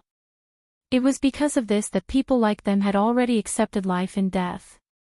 To them, it was extremely laughable for someone like Conrad to be so hesitant and try to persuade them for half a day before the battle. Mercenaries had their own code of conduct. Their loyalty to a group was completely different from that of regular soldiers. Therefore, the other party's attempt to sow discord was laughable in their eyes. As if to express their thoughts, the mercenaries drew their swords and prepared for battle. The sound of metal clashing could be heard in the forest. On the other side, in the dark forest that blocked out the starlight. "That damned old man." The young man called Conrad cursed. He glanced at the injured red-haired girl beside him and snorted. "That old fox Makarov isn't easy to deal with. Too bad our target isn't him. Otherwise, I wouldn't have bothered to waste my breath on him. Since we know he won't say anything, why don't we just kill him?" A man covered in a black robe beside the young man said in a low voice. When he raised his hand, 2 red lines could be seen on his sleeves. If Brando saw this, he would probably run away immediately. This was a low-ranked priest of the disciples of the Black Flames. Compared to the high-ranked disciples, he was much stronger. We could have. But the Grey Wolves mercenaries still have 2 groups that we don't know where they are. We can't let our guard down. That bastard Makarov is known for his cunning. The young man said with a gloomy face. He knocked on a tree trunk beside him. That bastard left a group of people in Chablis. There's also that young man called Eek. It seems like he's putting on an act, but no matter how I think about it, it's just a shell to divert our attention. Who knows? The disciple of the Black Flames replied. Don't worry. I left a gold-ranked swordsman there just to be safe. Even though that Capote hid his strength, his true strength is only so-so.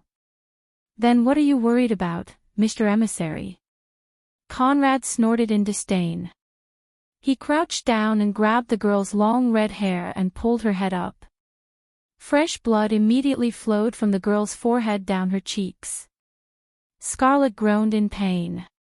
She squinted her eyes, which were covered with scabs, as if she wanted to see who was in front of her. But when the young man exerted force, she immediately curled up in pain. Ugh, the young man laughed sinisterly. Of course it's the other group that went missing from the Grey Wolves mercenaries. Even though that group of 12 mercenaries, a young merchant and 2 women joined the Grey Wolves mercenaries midway, it's impossible for me to believe such a lie. Makarov must have made arrangements. But I can't pry open his mouth, and he can't guarantee that everyone in the mercenary group will be as stubborn as him. Is that so? He looked at the dying girl and asked, "Little girl." Scarlet seemed to have just realized the situation she was in. She gritted her teeth and turned her head to the side. To be continued. If you want to know what will happen next, please go to www.chidien.com. There are more chapters. Support the author, support the original reading.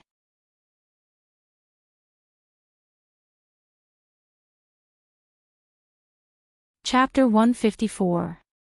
What? Not going to say. Conrad chuckled. He took out a dagger and patted the girl's face. Since the people who left are not your companions, why are you risking your life to protect them? The cold blade of the dagger reflected a soul-stirring light, as if it was a layer of ice that emitted traces of coldness. As if she could feel the coldness of the blade, the girl moved slightly. But she took a light breath and replied in a low voice, one word at a time. Not being able to defeat you is my own responsibility. My own matter, I alone am responsible. Only the weak will rely on putting others in danger to protect themselves. I am different from you. Her half-opened eyes seemed to be burning with flames as she answered. Is that so? Conrad was not angry. But I don't have much patience. You have to know that there are 70 to 80 people in the Grey Wolves mercenaries. Not everyone is willing to keep their mouths shut for strangers like you. They are mercenaries. I remember that mercenaries don't have to be so loyal. Since that's the case, the final result will not change. Why are you so stubborn? I don't take pleasure in killing people. That's why I'm giving you a chance. Little girl, you don't want to go to your weak Lady Martha and cry, right? Scarlet's eyelashes moved. The young man waited for her answer. But the girl only clenched her teeth and shook her head. Others are others. I am myself. That was her answer. Then we can only meet again, little girl. Scarlet tensed up at that moment. Her face turned pale. She was only an ordinary person. Even if she was a mercenary who was used to seeing life and death, she would still feel fear at the last moment. But this fear did not defeat her determination. She clenched her teeth and did not speak. Her hands were clenched into fists as if she had accepted her fate. 2 streams of tears flowed down from the corners of her tightly shut eyes. Conrad turned around. The dark bishop from the Blackfire sect who had been standing behind him nodded his head. It was just as Conrad had said. The Grey Wolves mercenaries were already in their hands. As for the captive, there was no need to care about this one. Moreover, according to the definition of a mercenary, although these desperados were willing to risk their lives in battle, they would not easily give up their lives for some meaningless perseverance. Makarov and Byuga had to keep it a secret, but the others didn't. The 2 of them knew this very well. The young man picked up the dagger and stabbed towards the girl's chest. The dark divine priest of the Blackfire sect looked at this scene coldly, as if the blood that bloomed like a flower did not represent the passing of a life, but was merely a beautiful painting that was worth admiring. He heard a cracking sound coming from the red-haired girl's throat. Scarlet seemed to be trying her best to grab onto something at the last moment, but she suddenly opened her eyes. Her gaze gradually became empty and then lost its light. Her consciousness and strength were rapidly leaving her body, but at the last moment, she couldn't help but wonder if that person knew that she was already dead. It turned out that life was so fragile. She suddenly felt extremely sleepy, but at the same time, she felt someone put something on her chest. What is that? What is that? Conrad turned around and saw the dark divine priest of the Black Fire sect in a black robe place a dark red gem that emitted a faint light in the middle of the girl's chest. A few rays of light that resembled the roots of a plant extended from the gem, and the black light seeped into the wound below the dagger. The light then spread along the girl's blood vessels to her limbs, and soon, a layer of faint red mist covered the entire body. Blood of God, Lord Emissary. The dark divine priest answered simply. You want to awaken her into a spirit figurine? No. The dark divine priest shook his head. This woman was able to resonate with her weapon and had the ability to defeat our high-ranked disciple with the strength of a lower silver rank. This means that she has great potential. This potential comes from the fact that she already has such accomplishments at such a young age. The dark divine priest spoke with a hoarse voice under the cloak. I gave her the blood of thunder god Kabai. If she can awaken an emissary, then this gamble will be worth it. High-ranked divine blood. Conrad couldn't help but squint his eyes. How did you get it? A low-ranked dark divine priest like you shouldn't be qualified to receive such an item, right? It's just a coincidence. Luck is also important. Chaos is the law. The dark divine priest replied. The young man snorted lightly and looked down at Scarlet's body. The dark red light had already wrapped around her body into a cocoon of light. The failure rate is also high, he said. Then what we lose is just a high-quality corpse. The dark divine priest replied coldly. Suit yourself. I'm going to attack now.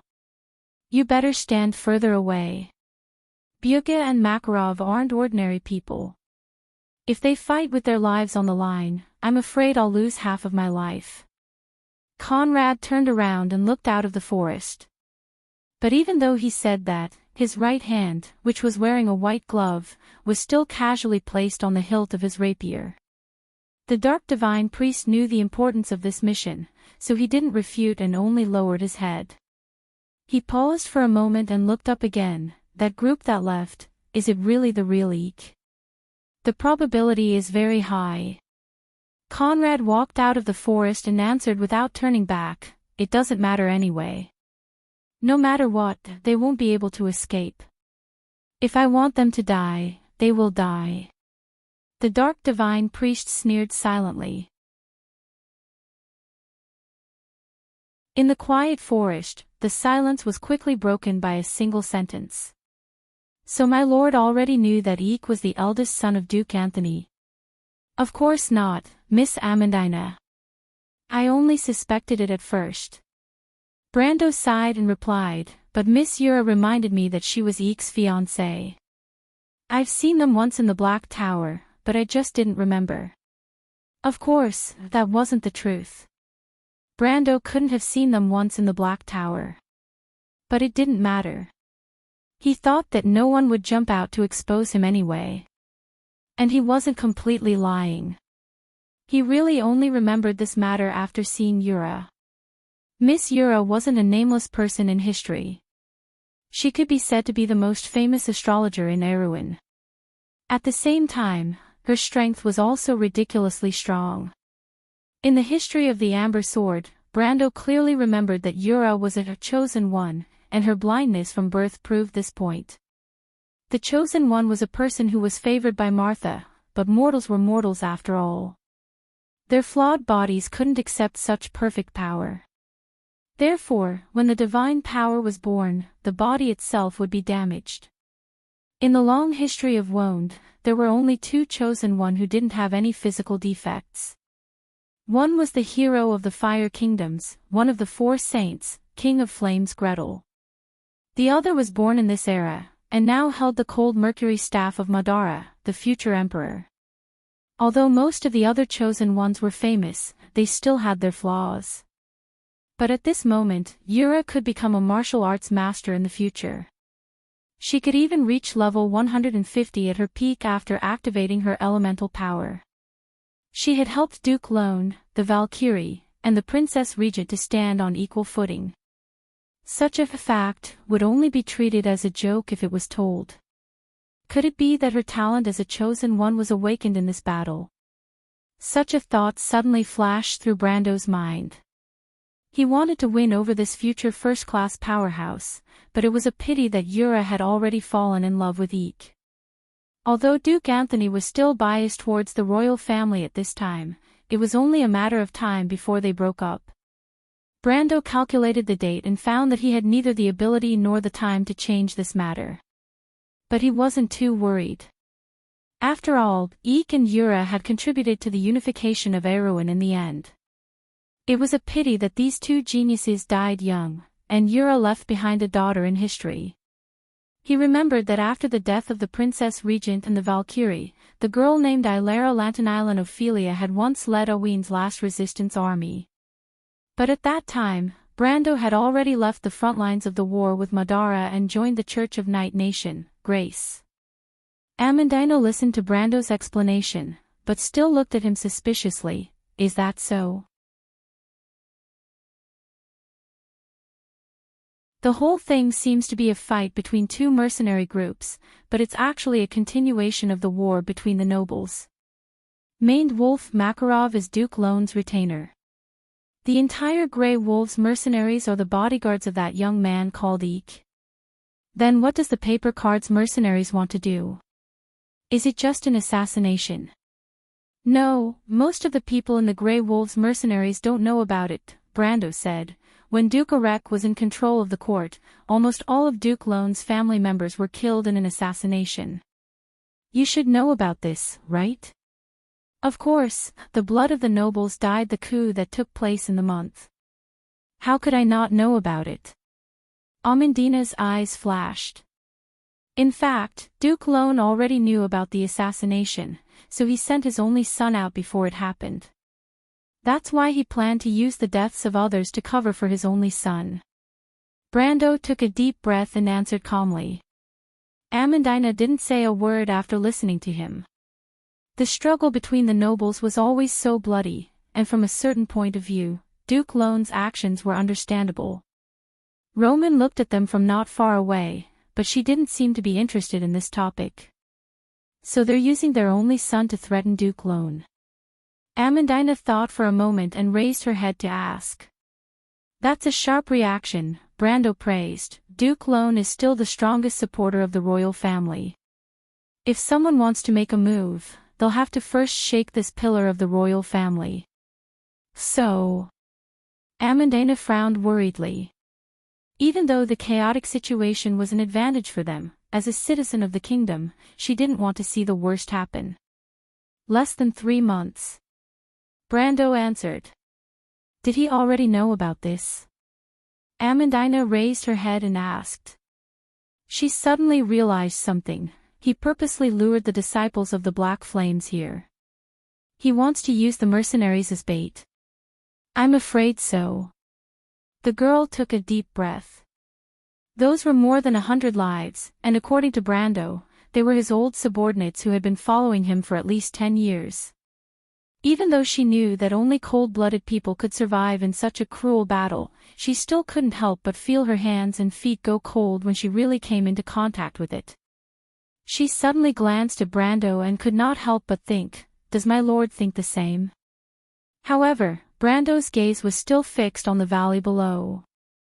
He knew that there was a problem waiting for him to solve there. If you want to know what will happen next, please go to www.chidien.com and read more chapters. Support the author, support the original reading. Translator, Endless Fantasy Translation Editor, Endless Fantasy Translation. You're tuning in to the LoveLore Library YouTube channel. We're so grateful for your support, and don't forget to subscribe to join us on this incredible journey through captivating stories. Your generosity through donations truly makes a world of difference, as it's the primary source of revenue that allows me to expand and enhance this channel for you. Thank you from the bottom of my heart for being a part of this adventure.